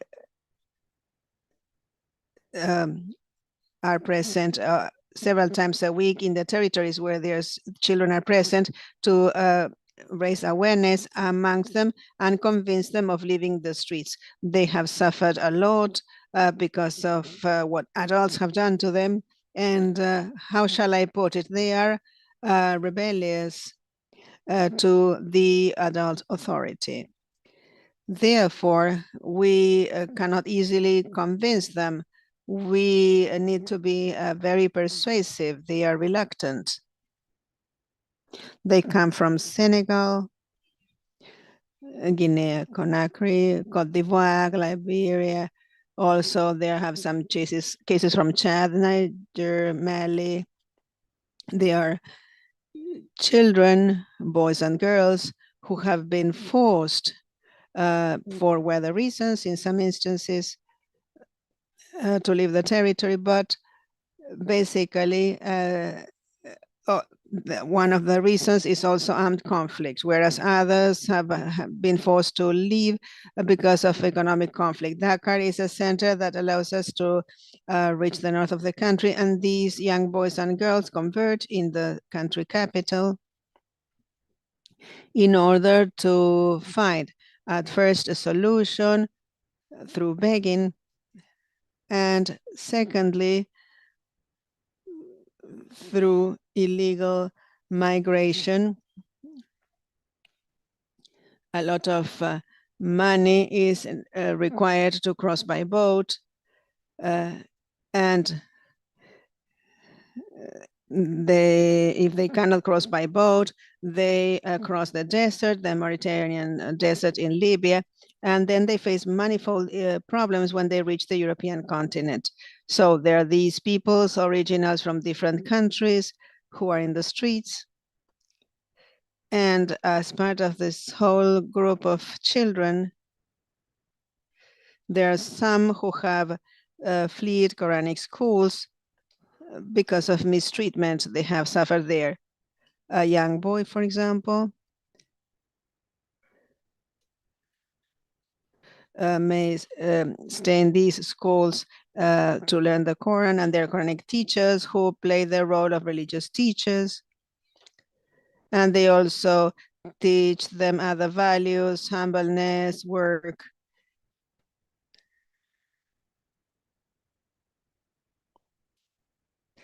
That was the advantage of doing rural work in the fields. Some exploit these young children through begging. They don't teach them to learn the Quran. The promise made to parents is not delivered. And there are three types of begging alternatives. On the one hand, Quranic teachers or Quran teachers pay them 1-2 euros a day.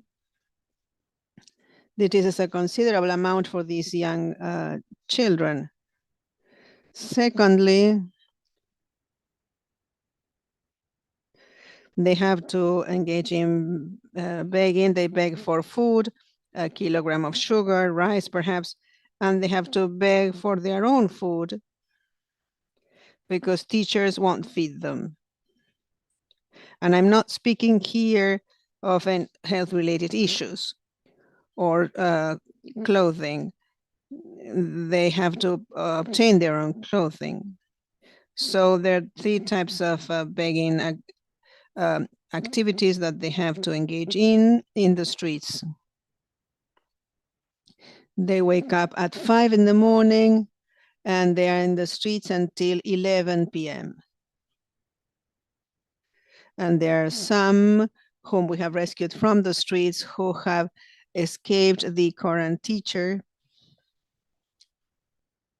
because they were subject to constant exploitation. They were subject to physical punishment, as well as even other more serious forms of punishment such as torture. And sometimes the children escape or manage to escape, but then they are found and brought back to the Quran school. And in those cases, they are tortured to have them under control. And all the others are also subject to this kind of punishment to teach them what are the consequences of trying to escape. The purpose is that they all be aware of the power exerted upon them and of the consequences of trying to escape. Village Pilot tries to identify these people in the various territories in the Dakar region. And as I said, the objective is to raise awareness so that they will feel like leaving the streets and join Village Pilot, which is 100 kilometers away from Dakar. We have 3 lodging options for these young boys and girls. The lake is that of the Pink Lake. We have 3 forms of hostage for these young children until age 12, another one for teenagers until age 16, and then what we call the diving board for young boys and young people until age 25. We offer different activities that allow them, first of all, to achieve some stability. The main purpose of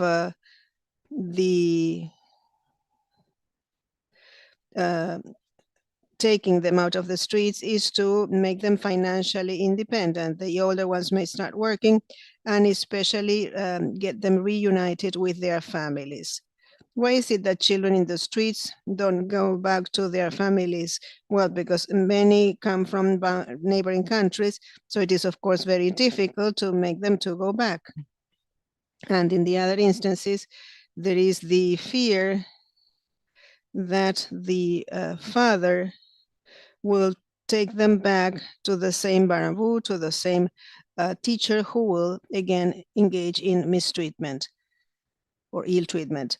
So the purpose is achieving family reunification, and any transit through Village Pilot seeks to re-educate these children who have been in the streets for many years, children who have suffered extreme violence, who are drug addicts. So we need to implement the community family life code again, so that these young people will gradually be able to regain control over their lives, make up their story, identify what is it that caused them to separate them from their families, and what allows us to perform this mediation. Village Pilot comprises 70 people who work 365 days a year, 24/7. And in this case, I'm only talking about children and young boys, because this problem affects children alone. I will briefly talk about also young girls and girls, because we have devices for them as well. Along this path of reconciliation, Village Pilot, I mean, the places where we have these refugees, we develop sports and cultural activities. Also, for older children, we have workshops on electricity, crops, citizen education. At the end of the day, the objective is to respond to 3 promises: being good workers, good citizens. There you will find the young children, and all of these devices work appropriately. Let me tell you that, generally speaking, Village Pilot works with some 30 associations. It provides temporary shelter. It is considered a place where they become stabilized so that they can resume their family and school lives. It is important to note that these centers should not and leave behind any social reinsertion activities, thus reducing their period at the center. We receive young people from the streets every week. We bring 15 to 20 young people from prisons every week, and we have a capacity of 120 beds. So we are responsible for some 120 young boys and girls. It's a considerable number. Some associations frequently forget the need of not leaving this center, leaving the young people in the center for long. We have to take into account and that we first have to identify all the factors that have caused these young people to quit their families or to have fled their families, so that they will regain confidence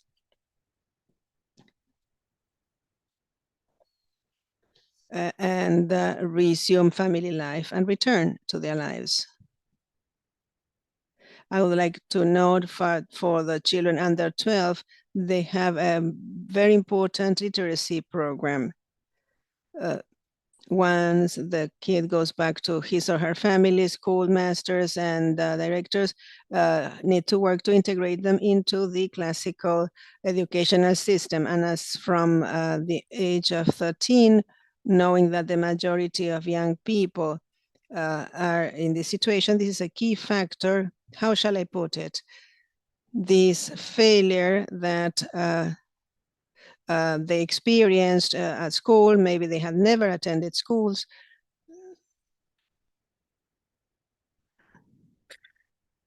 They were sometimes even exploited, and for those who are over 13, they are considered working men, and they are apprentices of various crafts, and that is a way in which they can keep them until they reach the legal age to search for their own work, or through a series of associations with local companies. We have what is known as a corporate social responsibility pact or agreement, so that companies can train these children in different crafts or professions that they can then exercise in later life, and so that they are able to continue then maybe working or training within the company, so that they can consolidate or build on their past work, and maybe climb the steps of the different professional lives or potential corporate benefits.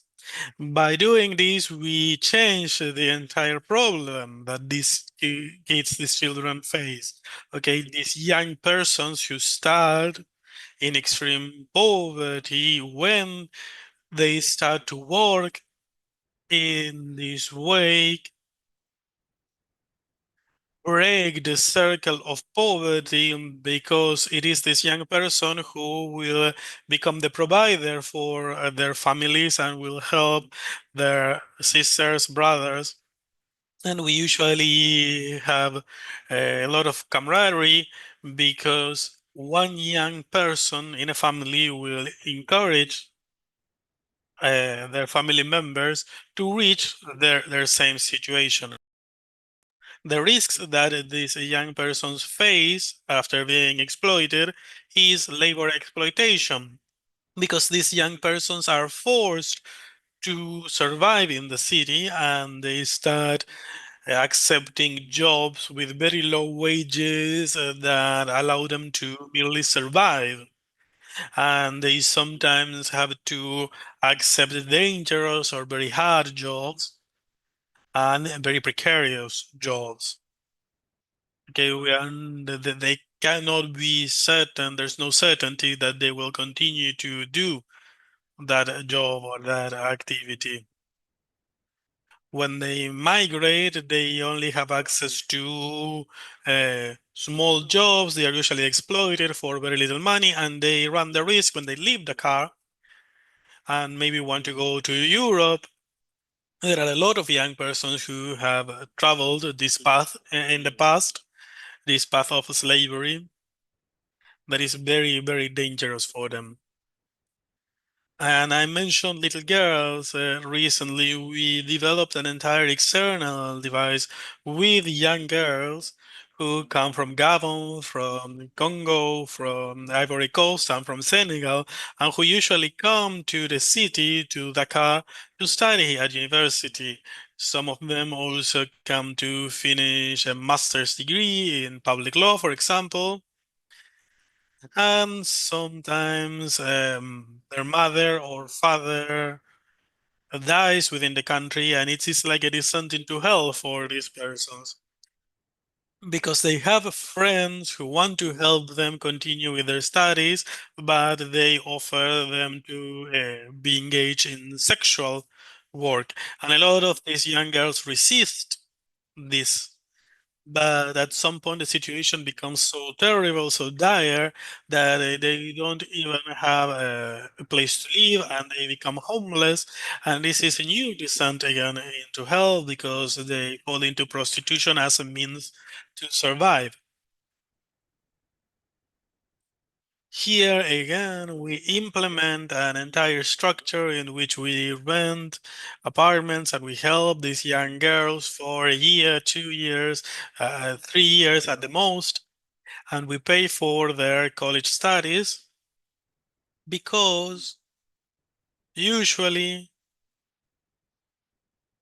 their families sign contracts to finance their education and then lose this money if the young girl is not able to finish her studies. So we pay for their university. We sometimes even pay for the university of their children. And we somehow solve that issue, at least temporarily.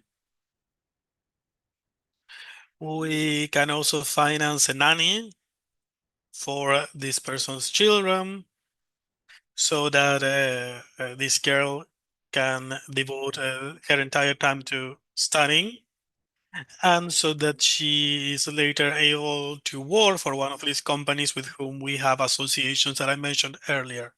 We have 7 cases of this. Okay, for the last 30 years, we've been seeing horrible things happen to children. A lot of them are re-victimized. They fall again and again into these hells that I mentioned earlier, and they are also victims sometimes of women who are, for example, responsible for massage parlors, and they face true exploitation with a very, very meager remuneration, well below the normal remuneration. And they are in a very precarious situation with jobs that have very, very low wages. Another device that we have is for prostitutes who are working the streets.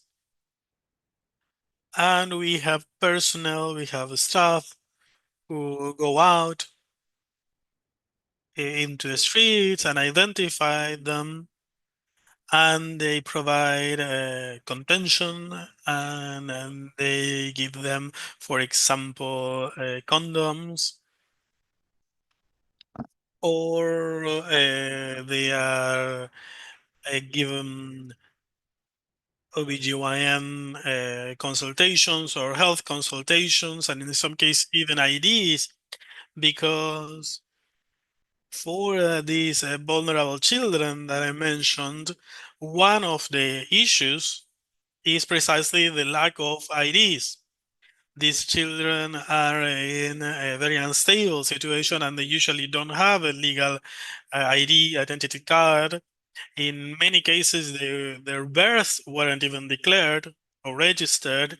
So there's a whole proceeding that we implement before the Office of Vital Statistics and Records before they are exiled or expelled to their countries of origin. They need an ID. Some of them have no recorded country of origin because they have no ID. And this is a problem. And with young girls, okay, this process doesn't end there. There are a lot of young girls who want to leave prostitution, and we want to ensure that they will receive the training needed and that they will have a properly remunerated job in the formal sector. We also have young men who are living in the street and who prostitute themselves in the same way as children in awful conditions with a permanent sexual abuse. And here, from now to 2025, we would like to build a space for these young girls, for these young persons, with the same pathways or the same possibilities that we mentioned earlier for young men. There are very few associations that are working to solve these issues, and that is why it is so important to categorize persons into their ages to decide who are minors, who are adolescents up to 15 years, over 15 years, okay? And that is why our associations have certain devices implemented for this purpose. But it is necessary to know that in Senegal, there are very few or no subsidies or grants from the state to finance these resources. So this forces us to go to institutional lenders, small associations, sport clubs, individuals, or small donors. We need a lot of energy, we need a lot of efforts, okay, to take care of these young girls and men.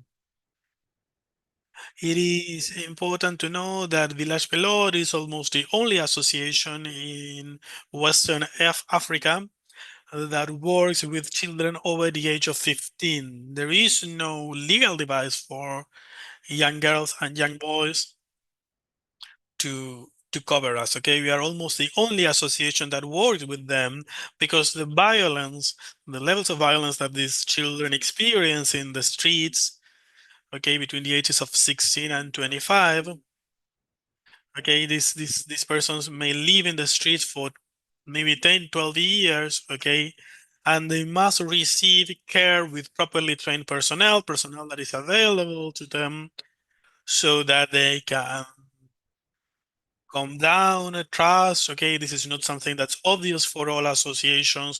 These elements are very expensive because they require a professional training and because it's hard to ensure that these young persons are autonomous from a financial point of view. I think that I've covered all of the aspects of these problems that we face in Senegal and in Western Africa. But Senegal is a peaceful country with a lot of surrounded, sorry, by a lot of regional troubles. But this is why Dakar provides solutions for exploitation and for begging that don't exist in other places. I must add to this Southern Guinea, where Quran students are trafficked internationally and taken to Dakar in conditions of the most extreme precariousness, in conditions of extreme violence, and they are forced to beg publicly in the street while their parents remain in their countries of origin. There is a plain slavery that exists in these cases. And I will stop here because I think that's all the time I had. Thank you very much.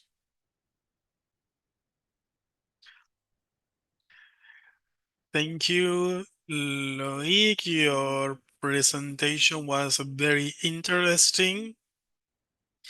And it is really, really hard for programs and organizations in the civil society to ensure the human rights of children and adolescents in connection with the rights of with the Convention on the Rights of Children, and all of the actions that you undertake, I believe, are aimed at that goal, which can be seen clearly in your efforts to articulate comprehensive policies. Thank you very much. Thank you.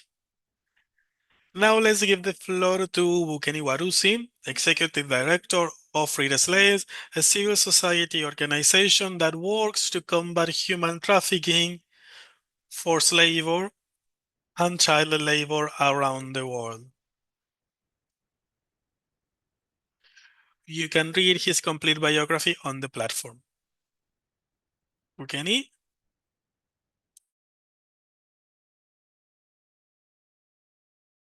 Yeah. Yeah, thank you so much. Can you hear me well? Yes, but we can't see you. Yeah, I'm trying to turn on the video, but it seems like you know, I need to get the host allow me to turn on the video. So it's pretty much the host has to allow it. Otherwise, it's just fine.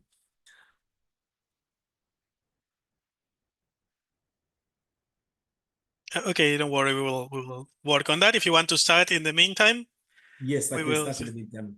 So thank you so much, Miss Barbara, for the introduction and also thank you so much to the organizers for inviting me to share a few things about a very important issue dear to me, which is about trafficking of children in armed conflict. I have worked for many years, nearly 2 decades, on the issue of children affected by armed conflict, those what we call child soldiers. We know, there's been quite some progress made both at global level and also in some countries. So I'm happy to share a little bit of the experiences and how trafficking is done in conflict situations, and also how children are the most vulnerable as they are targeted for armed conflict, which include the different purposes of their recruitment as soldiers or porters or any kind, or maybe bodyguard.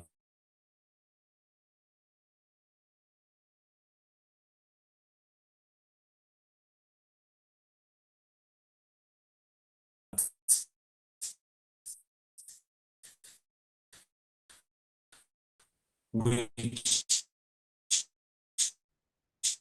So we are going to wait because the signal may not be the best, but we'll wait until he reconnects. is around the framework of worked for many years in there. I worked with NGO before.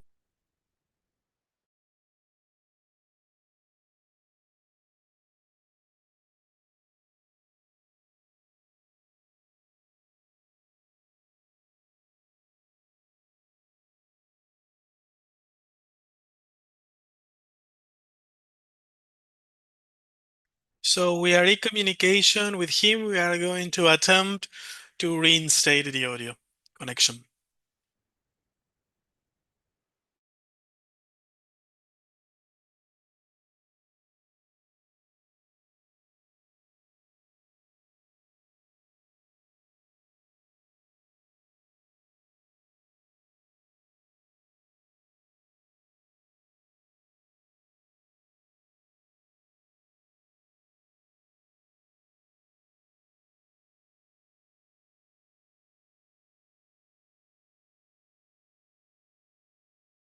Give us a moment, please. We are going to try to solve these technical difficulties.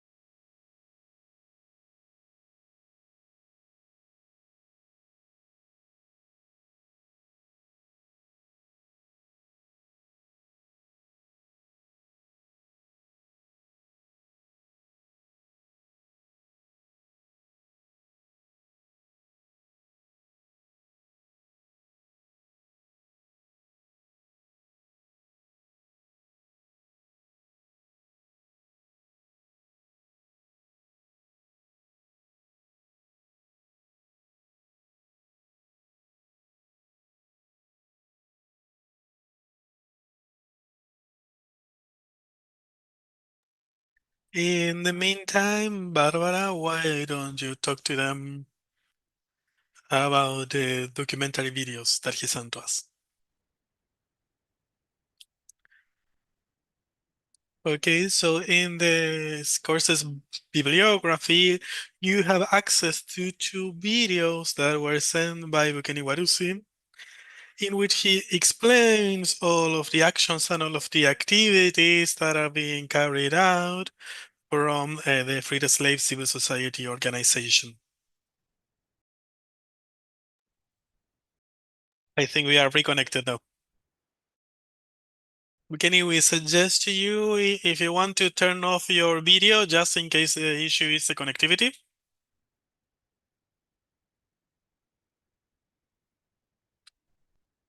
Thank you. The floor is yours.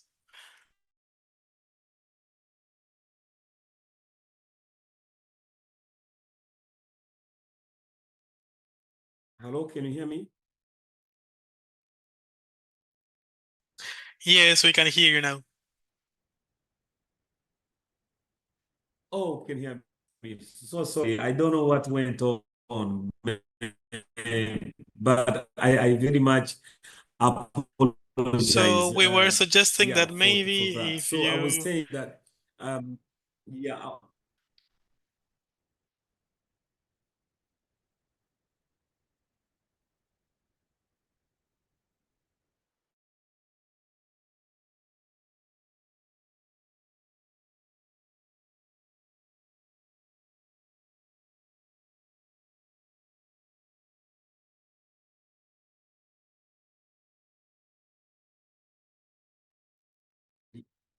Yes, maybe that way we will get a better audio stream.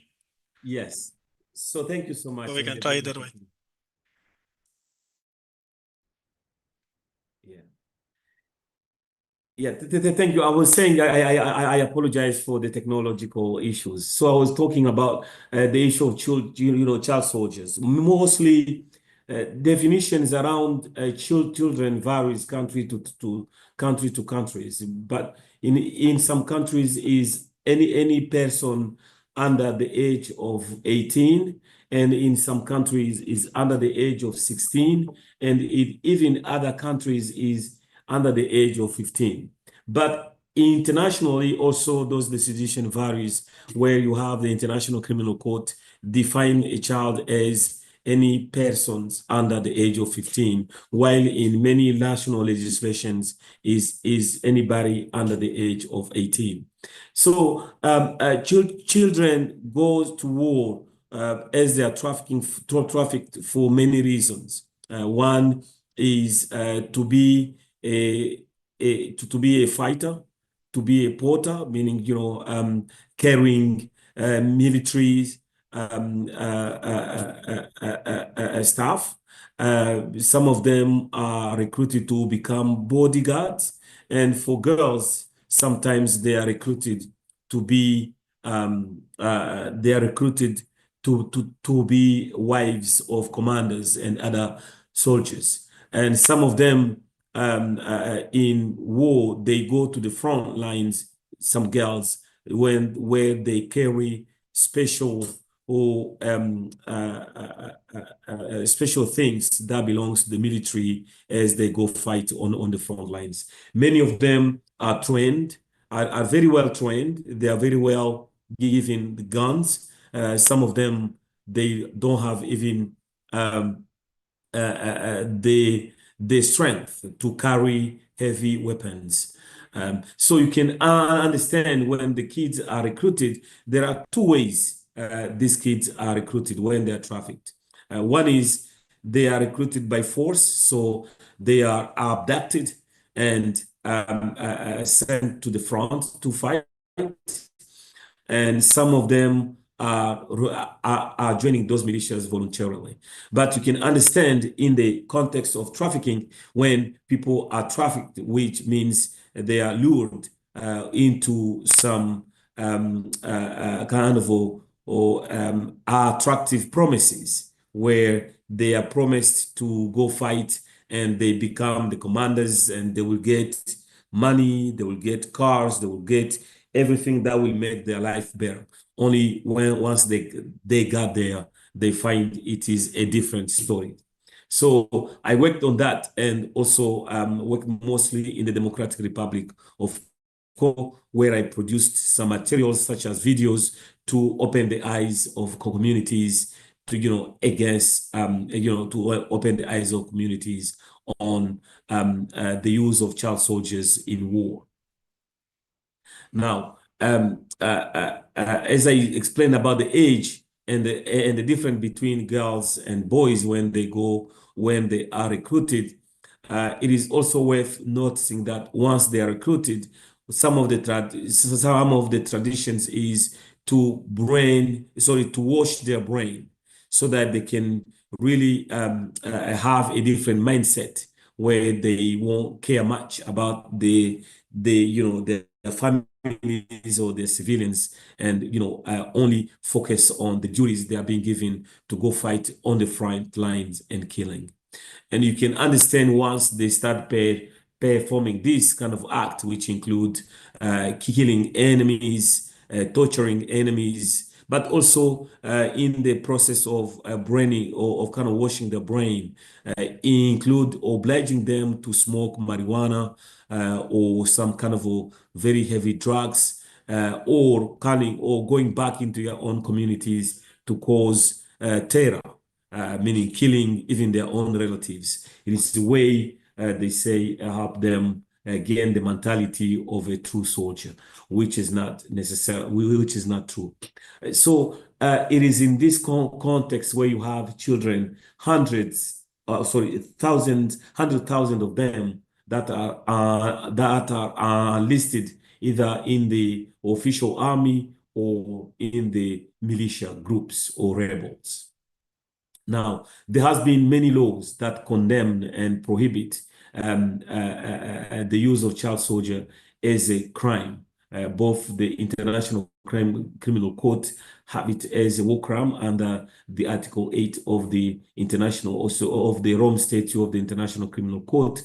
At the United Nations, the Security Council Resolution 1612, I identified the 6 grave violation of children's rights, especially in armed conflict, and those are kind of prohibited by international laws. And also in many conventions on the protection of children in the situation of conflict are very clear as they prohibit the use of child soldiers. Now, the thing now is when this has happened, now how are these children, able to go back home or to go back to reintegrate their own communities? And that's where it becomes very challenging to many of them. In terms of trafficking in armed conflict, they were taken from their families and, into another location where they go fight. Many times they are not really very well welcomed when they go back into their families. So the social reintegration of this process of the kids becomes a very, very challenging situation. Many of them don't even want to come back into the community because they don't see any space for them anymore, as they have spent years into the army fighting, and as they have been brainwashed, they have lost their childhood mindset in terms of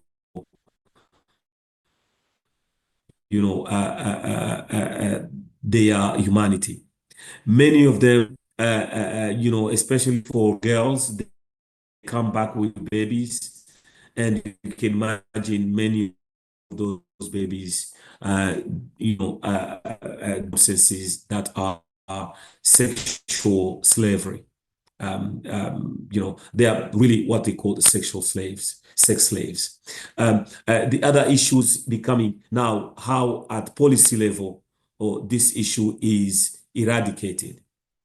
In many cases, you'll find that while there are many laws that prohibit these kind of crimes, however, the implementation of these laws becomes very difficult. And time to time, there is no easy means or easy ways where some of these kids can be, can obtain justice, because at local level, no many laws are able to tackle the issue of child soldiers as a crime, because many of the laws don't accommodate easily this international criminal laws. In the case of Congo, there have been so many progress where the country has learned from the International Criminal Court process and created a law protecting children, whether in conflict or not. And that's been very one of the strongest laws, kind of the domestic laws that exist out there. Many countries are using child soldiers, countries such as, in the Middle East, such as Yemen, in Gaza, or where you have these instances where many children are recruited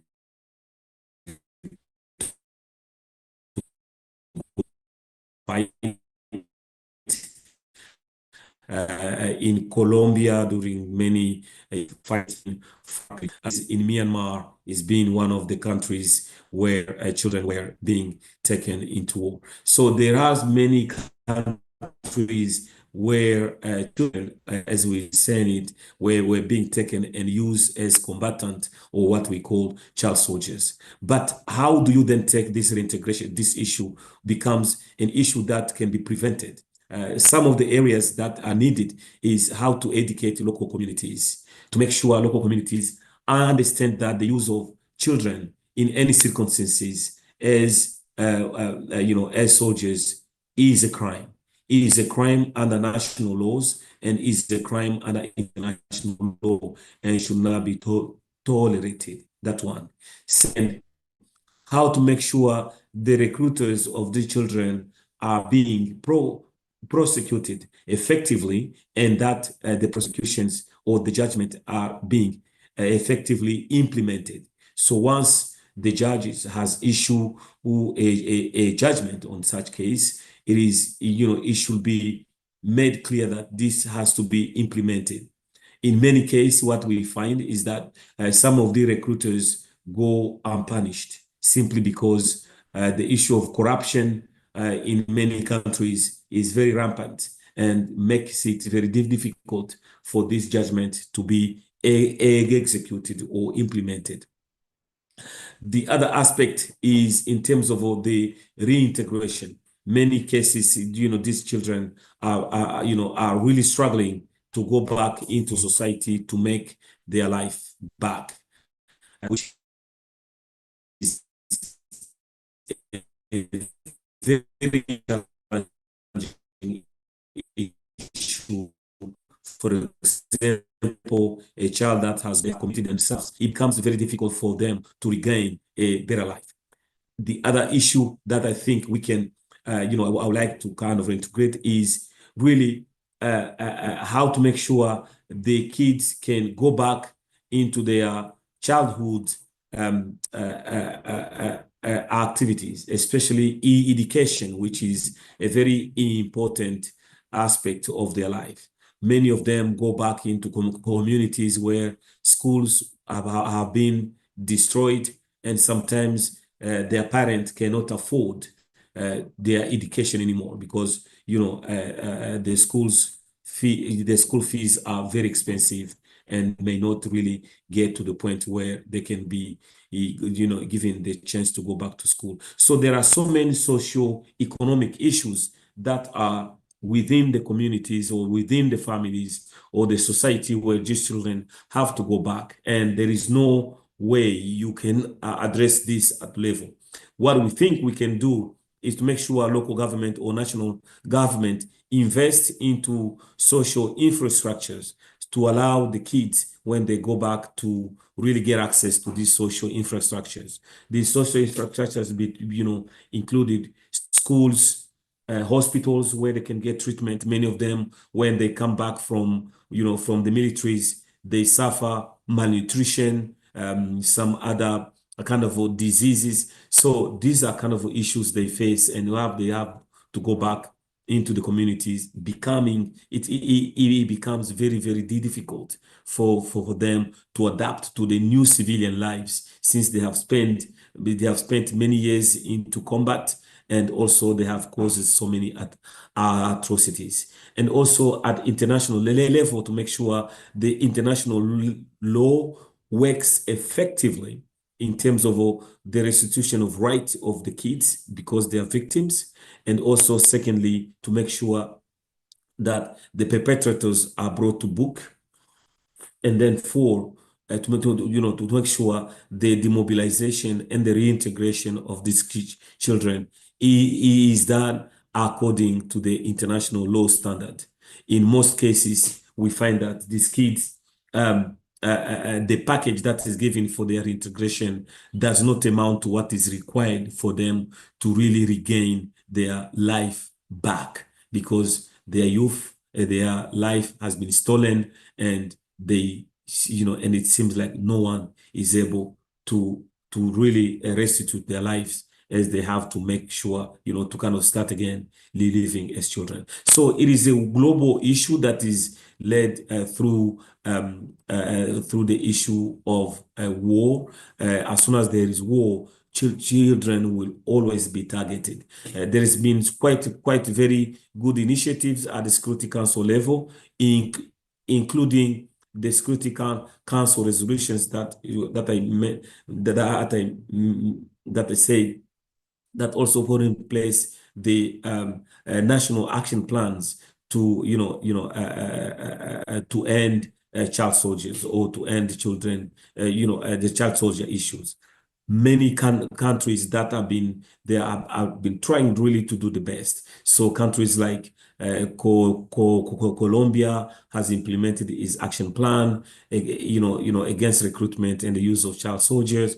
Many countries in Africa, in the Middle East, or those countries affected by armed conflict have done. However, when it comes to how to curb the issue of trafficking, it's been an issue that the international community has yet to come up with a better way to address it. So as long as the conflict exists, children will still continue being recruited, and such it will continue to be a big issue at concern of the international community.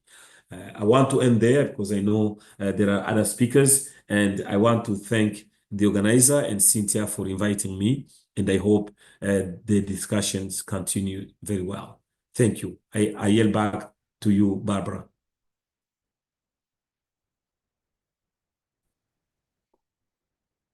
Thanks very much, Bukeni. We will now give the floor to the next speaker. We are going to now listen to Carolina Zapata to bring this panel to an end. She has advocated for human rights in Dominican Republic. She is a member of Alliance International, coordinator of the civil society organization against human trafficking. You may read her complete bio on the platform. Carolina, you have 25 minutes for your presentation. Thanks very much, Barbara. Thanks to you all who have joined this course, and thanks very much to my colleagues Loidan Bukele. It's a pleasure to share this panel with you and listen to such prominent human rights advocates. It's a pleasure for me to share part of what is going on in the Caribbean in terms of child and adolescent trafficking. I'll try to be as precise as possible, knowing that it is a quite complex issue and that 25 minutes may be scarce. I'll try to share my screen now to provide some background, backbone for my presentation. As Barbara said, I'm based in Dominican Republic. I'm a director of Harlan International Alliance International, an organization who provides psychosocial support and mental health and legal advocacy services to victims who are vulnerable and displaced peoples, victims of trafficking. We work not only in Dominican Republic, but also Colombia, Iraq, and domestically in the United States. Let's see if I can change the slides. When invited to participate in this course, they asked me about sharing what is going on in the Caribbean, which is quite complex because oftentimes when we relapse in the temptation of thinking the Caribbean is a homogeneous region, which is not. There are many differences in language, culture, and the fact that there are many island states brings about significant complexity. So even if I will try to speak about what is going on in the Caribbean, I will focus on what is happening on our island, which is shared by Dominican Republic and Haiti. Understanding and trying to provide you with some regional background. I know that some of the people who are connected to this course belong to other regions, and maybe they are not familiar with the situation in the Caribbean. We have to understand that the Caribbean is marked by many elements, marked by adverse weather conditions. Also, it is much coveted region because of its beaches and beauty, attracting mass tourism. When speaking of human trafficking, this bears a significant impact. Also, we have to understand that socioeconomic vulnerabilities and immigration policies prevailing in the area directly affect human trafficking in the region. Since we are going to focus on human trafficking of children and adolescents, I will focus on the topics that you see on screen, talking about this as a phenomenon that has different sides to it in the Caribbean, and it is linked to different problems: poverty, lack of access to quality education and jobs in the various territories that make up the Caribbean, and especially Haiti and Dominican Republic. Natural disasters, which scourge us on a constant basis. It's important for me to mention this because precisely this week in the Caribbean, we have been affected by several tropical storms and also hurricanes that have struck the area. This results in displacement and vulnerability, also migration, tourism, and political conflict, which, as you have recently heard, both in Haiti and Dominican Republic, there's a social political conflict underway that is affecting us. When we speak about migration, we speak not only of the fact that we are a region that expels migrants, but also a transit region, which also receives migrants from other areas. For example, from South America. In the case of Venezuelan migrants, we also receive a high percentage of Venezuelan, Colombian, and migrants in our region. Yes, apologies to interrupt you. Carolina, can you speak a little bit more slowly? Yes, sure. Just to facilitate the work of our interpreters. Yes, so I apologize. And I would like to mention now that in the Dominican Republic in 2023, 30% of the identified victims, and here I would like to stop and to highlight this term identified, okay, were minors. And I make this emphasis because one of the issues that we have in the Dominican Republic is that most victims are not identified by the protection and prosecution system. We know that we are a country that is highly vulnerable to have children and adolescents co-opted by trafficking networks, but these victims are not necessarily identified by prosecution mechanisms. We also know that internal and external migration between the Dominican Republic and Haiti increase the vulnerability of people to fall into the trafficking networks.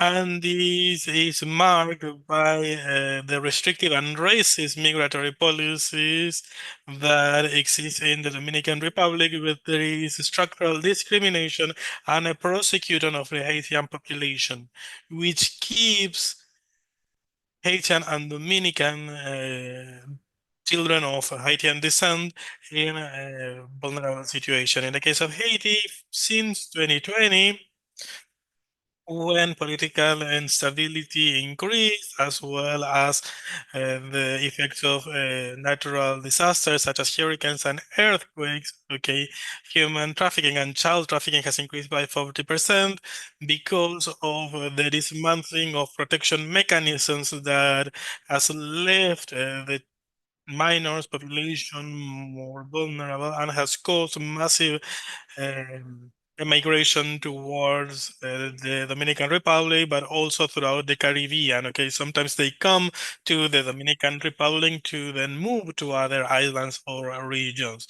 Also, we must understand that throughout the Caribbean, there is a great discrimination towards the Haitian population, as well as great economic inequalities, and this usually results in an increased human trafficking.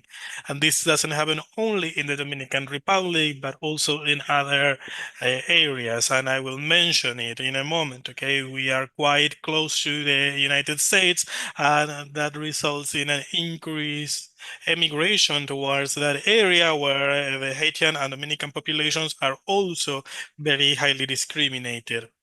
The issues that this massive discrimination creates also affect mostly children and adolescents because parents must migrate to other territories, the US, Europe, specifically Spain and Italy, and other South American countries such as Chile, Argentina, and their children remain in the Dominican Republic or in Haiti without anyone taking care of them, which makes them more vulnerable to trafficking networks. And of course, the lack of official documentation. Okay, political instability also results in a lack of public services, including the issuing of passports and IDs, which maintains the population in a very high level of vulnerability.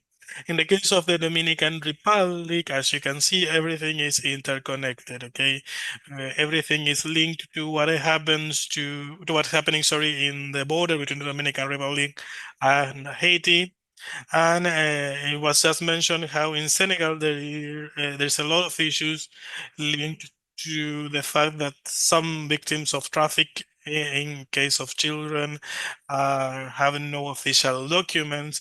And in the Dominican Republic, we have the greatest issue with apatrides when in 2010, the government of the Dominican Republic decided that Dominican persons of Haitian descent are no longer Dominican citizens and left millions of persons without a country of origin. In those cases, without nationality. And those children are in a situation of vulnerability that is attractive for human trafficking networks.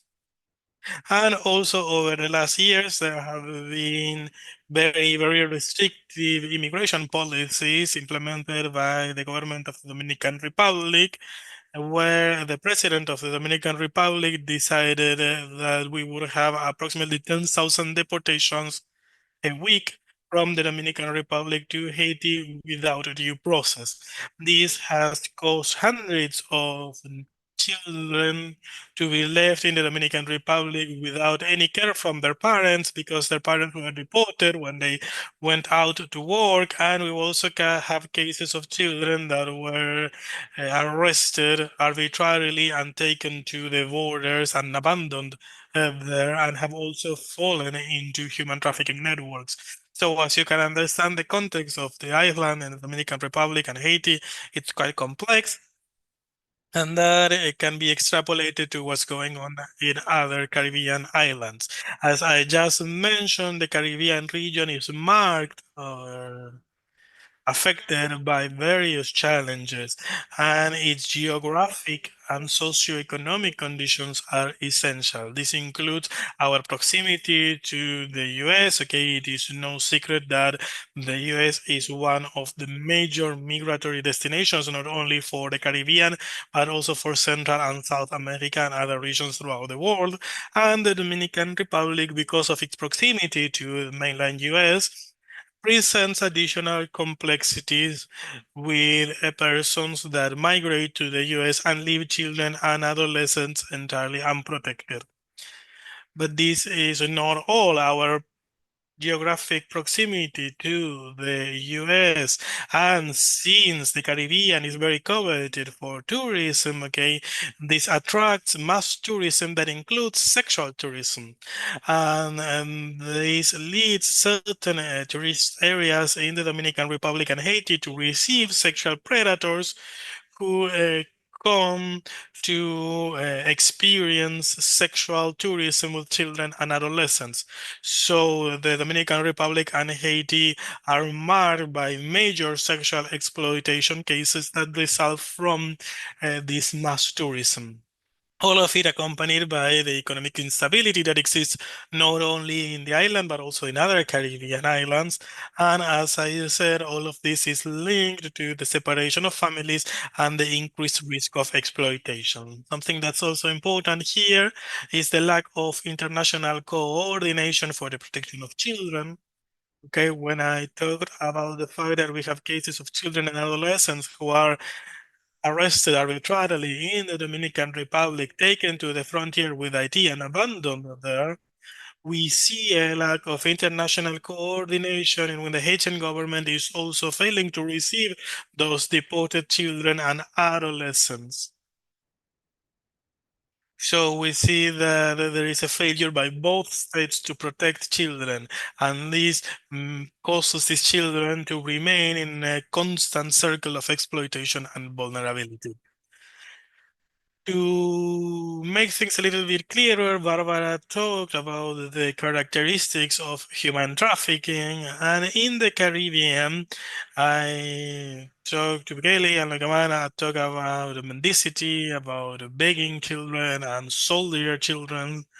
And it's interesting to see how in the Caribbean there is a very diverse characterization of human trafficking, which makes it even harder to provide a follow-up care and to provide the assistance that children and adolescents need. In the case of the Dominican Republic and in the constant transit with Haiti, we see a huge number of children, especially boys, who are used for forced labor in agriculture, in domestic services, and also in construction work. Most of these children are Haitian immigrants who, as a result of the structural discrimination and the fact that the Dominican Republic makes the rights of the Haitian population invisible, this has resulted in children from Haiti working under forced conditions in these areas, and the protection services don't usually pay much attention to them. Regarding other cases of exploitation, okay, we have sexual exploitation due to sexual tourism. The Dominican Republic is known as a paradise for tourism, especially the Punta Cana area. I'm sure that many of you here today have not heard a lot about the Dominican Republic, but have heard a lot about Punta Cana because it is a very well-known destination. And Punta Cana, Suba, Cabarete, these tourist areas are very important, and they receive a lot of tourists from Europe and the US. And many of them come here for sexual tourism. And there are children and adolescents being exploited, who come from families of immigrants and from communities and homes that experience a very high socioeconomic vulnerability, which makes them even more vulnerable. The protection services are insufficient, and that is why maybe 1 or 2% of the victims receive actual protection and are actually accompanied throughout their recovery period. It's also very common to see children who are being forced to beg. That's what Kenny and Lloyd mentioned. Cases in which children are forced to beg for money in the streets of the Dominican Republic, in tourist areas specifically. But this is much more common in the urban areas in Gran Santo Domingo, for example, the Greater Santo Domingo area in the Dominican Republic, and also in other cities throughout the Caribbean. In the case of recruitment for criminal purposes, there is a huge link to drug trafficking in the Dominican Republic, and it is common to see in impoverished communities, boys rather than girls, recruited for drug trafficking networks. And we've had some reports of cases in the Haitian territory of a phenomenon in which children are being recruited for gangs. As you know, there is a huge security issue throughout the Haitian territory, and gangs have begun to recruit children that work mainly as soldier children, okay, to add to the terror that is being experienced in the streets throughout the area. And to contextualize what's going on in the region a little bit more, digital exploitation is also quite common, okay? The use of technology through social media such as TikTok, OnlyFans, and other digital platforms is very, very common throughout the Dominican Republic, okay? It's very common to see how children and adolescents are being exploited for pornography and are also being recruited through this platform and then taken to tourist areas, and they promise that they will be working in hotels or as waiters, and once they reach their destination they are used for sexual exploitation. This is a phenomenon that is quite recent, okay, this online recruiting, and it has evolved, and it is more and more common for victims throughout the territory to be recruited or co-opted by digital means, especially because we are a well-known tourist destination, and persons who come as tourists, sorry, to the Dominican Republic conduct a search first of victims through digital media, so that once they reach the Dominican territory, they have their victims assured. And there are groups that maintain a catalog, okay, this may sound hard, but a catalog of children who are made available for sexual exploitation by these predators who come to the island for sexual tourism. I wanted to move now to the most common risk factors that we find throughout the Caribbean. And again, when I talk about the Caribbean, I'm talking mainly about the Dominican Republic and Haiti, but it is also common to see these factors also in other Caribbean islands, because all Caribbean islands are known touristic destinations. Well, immigration is an issue that I've already mentioned, and I wanted to highlight here the impact of massive deportations. And I would like to make the situation that we are living in the Dominican Republic a little bit more known. Okay, for a couple of months now, the National Police and the National Immigration Office and other law enforcement officers have been going into homes, hospitals, schools to arbitrarily arrest Haitian persons or persons who may seem Haitian. So you can understand how this involves an infringement of human rights. Okay, Black persons who seem to be of Asian descent are being arrested, and a lot of children and adolescents are seeing their families disintegrated or deported. This also leads to a total lack of protection, because the authorities are not providing the services or the protection that these children and adolescents require, which maintains this group in a total state of disprotection, especially given the limited protection that civil society organizations can provide.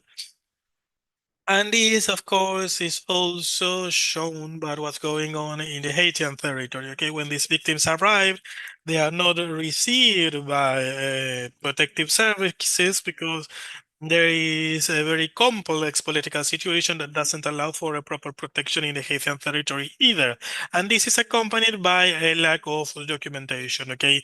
Many of these children don't have a birth certificate or a passport, so they reach a frontier that is entirely chaotic and are left for trafficking networks to take advantage of them. and can be moved to wherever it's necessary. I won't talk in this presentation about the situation of illegal adoptions, but it is important to make a footnote here and for us to search for more information regarding what happens when these children reach the frontiers without documentation, because it is very common, or it would be very common for illegal adoptions to be taking place, because this has happened in the region in the past as well. Now, to move forward, as I was saying, the effects that we can see in the lives of these children and adolescents, we have physical issues and psychological issues that result from the exploitation process. And we see how trauma and physical issues exist in all cases. And we also can see this disintegration of families, in which is family and social structures, okay, are eliminated because children may be taken from schools and deported or arrested arbitrarily and even expelled, because many of them are Dominican children. So there is a social integration and a disintegration of families that is affecting us, and that, if not properly treated, can leave scars for life in those children and maintain them in a circle of vulnerability, and cause them to move from victims to victimaries in the future. So among the challenges that we can see in the Dominican Republic, and here I leave Haiti because I don't have all of the information necessary there, but in the Dominican Republic, some of the issues that we have when we have a survivor of human trafficking is a lack of a specialized institutions in which these children can recover. Especially currently in the Dominican Republic, we have a line of accommodation shelters or refugees to which children can be taken, but we have children who come from exploitation environments that are different. So maybe they were victims of rape, or victims of incest, or victims of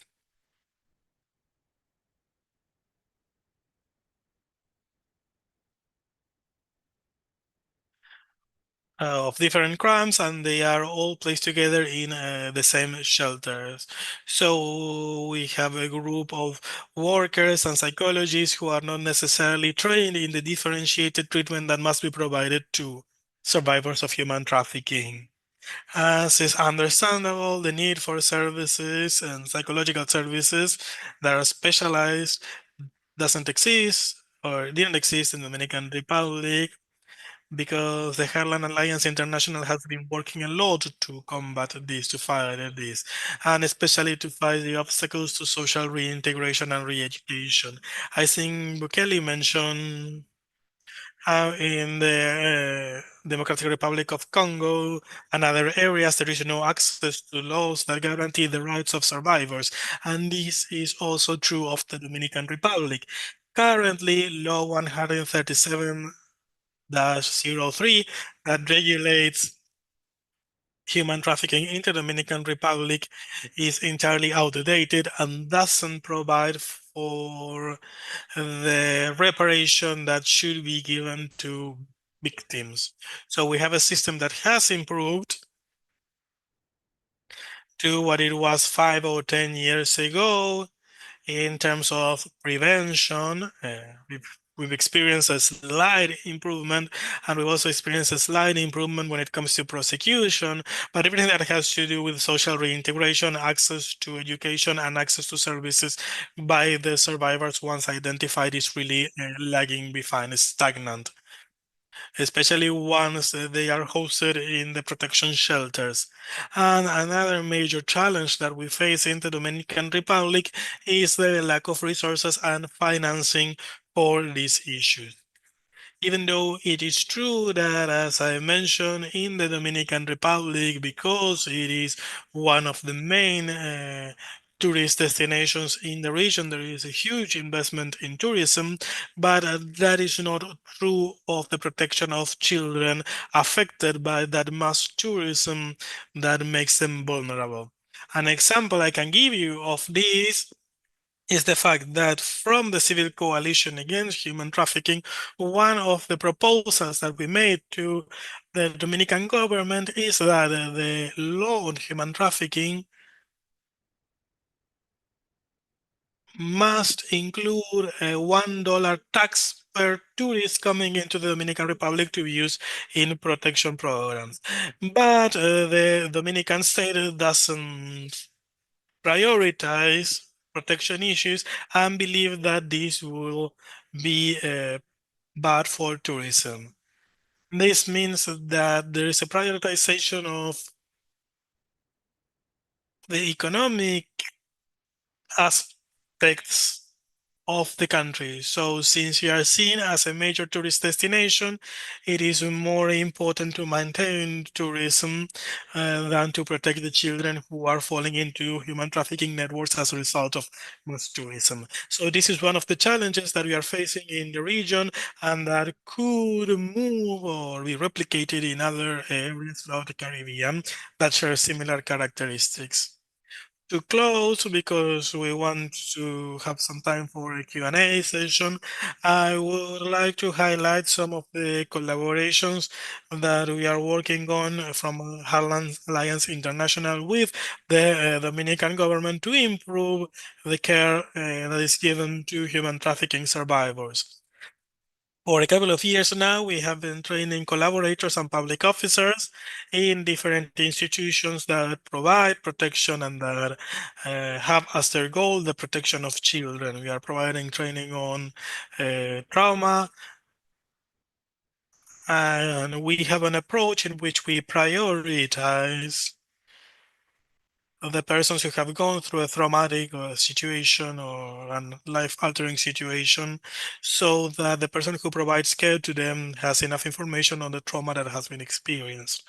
So these trainings seek for all victims and survivors who reach the shelters that are managed by the Dominican government or by the civil society to have the tools and knowledge necessary to provide informed care to the victims and to facilitate the victims' reintegration. We have also created the accompanying and shelter guide for persons victims of human trafficking in the Dominican Republic. 2 years ago, there was no basic guide providing for the guidelines and criteria for the accompanying criteria for victims, both for children and adolescents, but also for adult victims. And I would like to celebrate or to commend the members of the Dominican government who have made themselves available to us, such as the National Councils for Children, the National Police, and other organizations that have worked and collaborated with Heartland Alliance International with our technical advice to create this guide. And I can send it to Cinta, to Barbara, and to the courses management team for them to have it as a reference. This is a guide that states the basic guidelines that must be taken into consideration for a comprehensive attention and care of victims.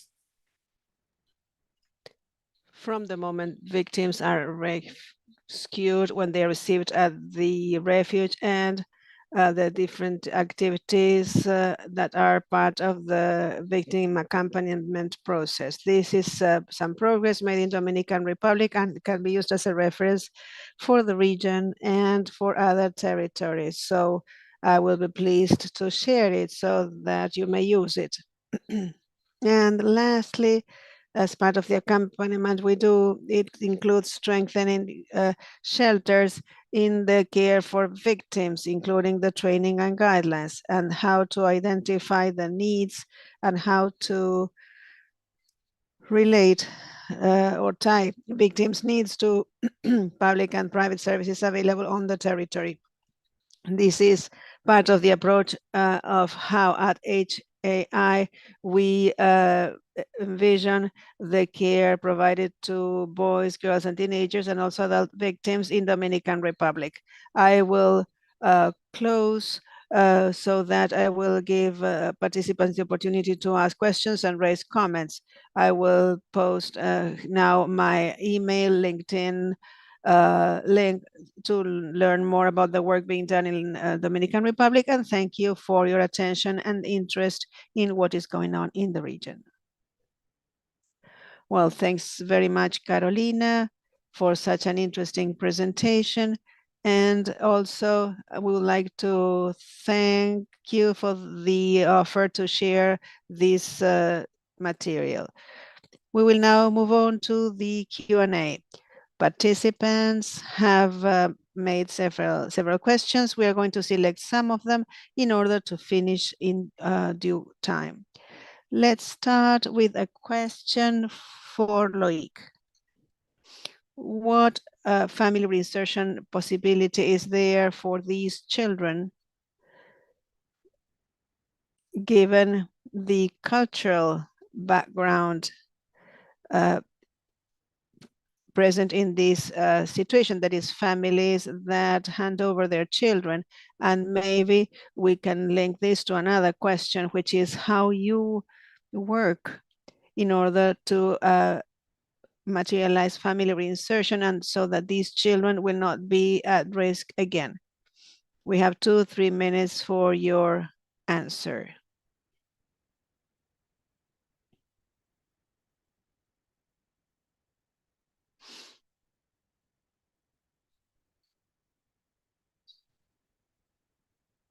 Well, we use family mediation. We work with people who have 30 years experience. There is a problem with the speaker's sound. To ensure the child is returned to his or her family, and to prevent mistreatment and ill treatment. There are several examples. I said that along the child's path and journey, it is very important to recover his or her past history, when they left their families, when they were in the streets, and based on that, on this background, we will be able to implement appropriate measures. And also we will be able to inform families about how these children actually made a living. Some go hundreds of kilometers away from where their families are located and are subject to exploitation and suffer a lot in the city. So we have to tell the truth. We have to provide a transparent framework, and also religious cultural education, so that they can realize how important it is for these children to be in a good condition with their families. There may be other situations where parents, if they have died already, or if they ill-treat their children, for example, in Western Africa, we have the notion of an extended family. There's always a relative, an uncle, aunt, grandparent, and this allows for a family background. And in other situations, because of financial issues, the families may not shelter these families. We want the children to be independent, to lead their own lives, to have work, but also we want to contribute to make them contribute to their family development. I think I have answered the first question. And what was the second question?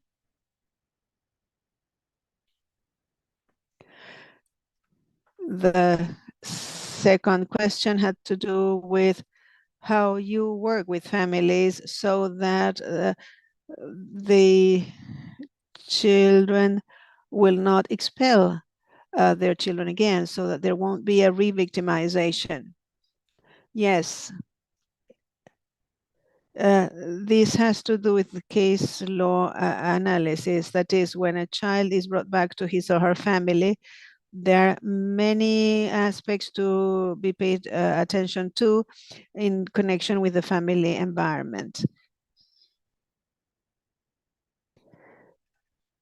Other family members must determine whether it is feasible and relevant to bring the child back to the family.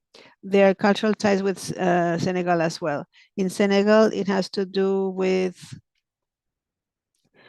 resorting to a third party to ensure that the child will be returned to his or her family in a good condition. People who perhaps are in contact with these mediators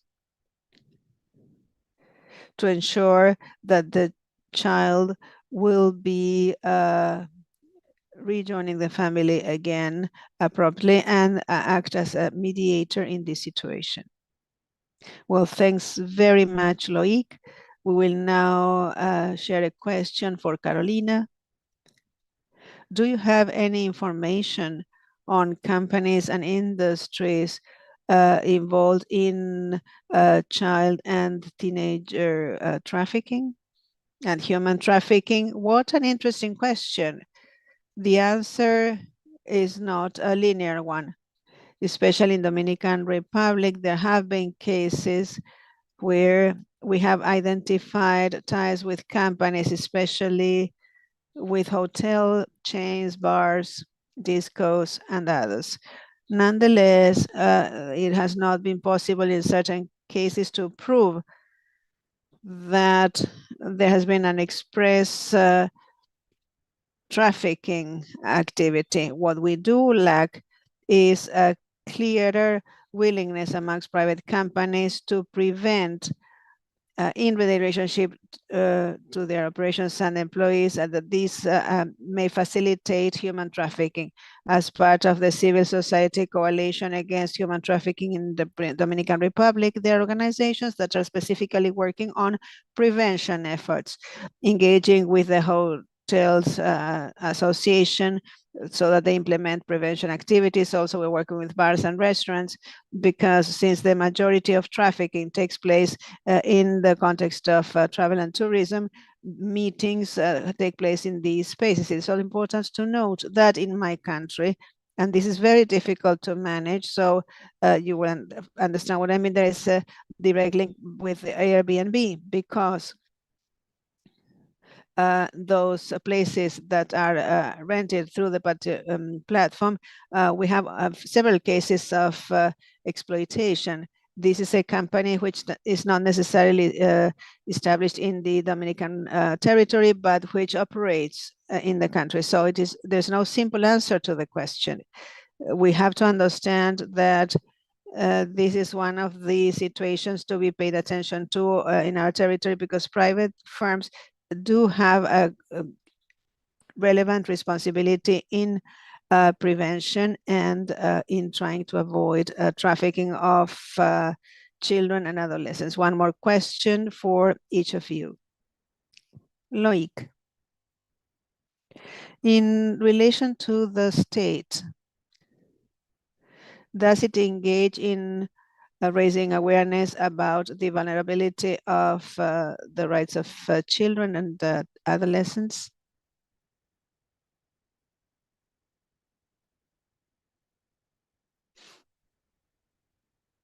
Loic? Hello, Loic. Are you there?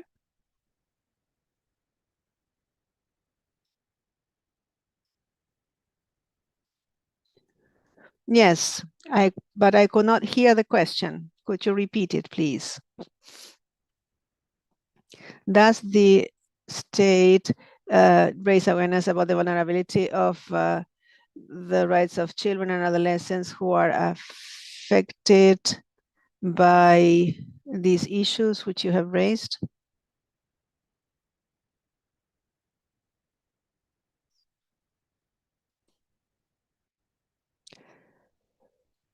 Sound went off. I have connectivity issues. The state you were saying, I repeat the question, whether the state has raised awareness about the vulnerability of the children and adolescents affected by what you have just described in your presentation.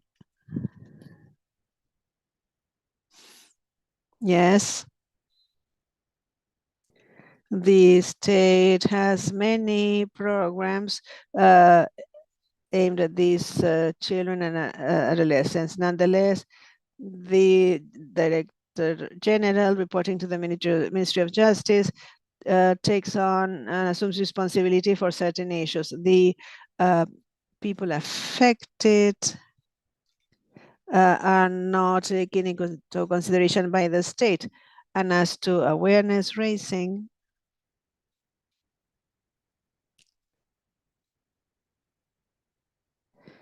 we have to work with current teachers based on our experience at Village Pilot. We have an alliance with the Current Teachers Federation in the area. We have a current teacher who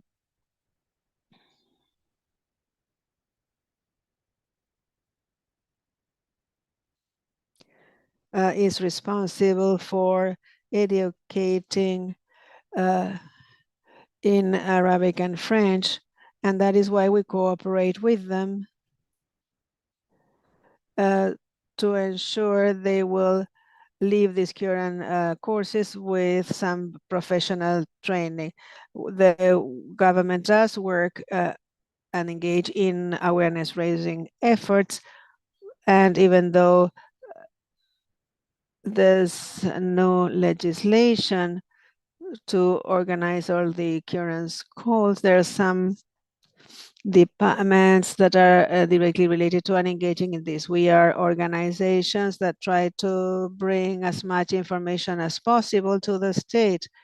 We also raise awareness about this problem, the consequences and regulation of which are not so well known by the various authorities. Thanks very much, Loic, for your answer. And last question for Carolina. The authorities show images where we just see the deportation of undocumented adults. Is there evidence that this is not so, and that also minors are being deported? I love the questions being asked because they are very important and relevant. And as I said in my presentation, this speaks of a structural racism being experienced. Civil society networks have evidence, videos, photos, and reports showing that boys, girls, and adolescents, even babies, are being arbitrarily deported and arrested. But since there is structural racism and invisibilization of this situation, mass media and news programs are not bringing this problem to light. That is why our organization and other human rights groups in Dominican Republic are trying to take this content and make it visible. Outside Dominican Republic and even within the Dominican territory, there is no knowledge about this reality and this situation. Indeed, there is evidence, and this is a situation that needs to be reported, and thanks for your interest. This surely happens not only in Dominican Republic, but in any territory where children and teenagers are are witnessing their rights being violated. Well, thanks very much. We thank Bukele, who unfortunately had to quit the meeting, but who has had a much enlightening presentation. Also would like to thank Loic and Carolina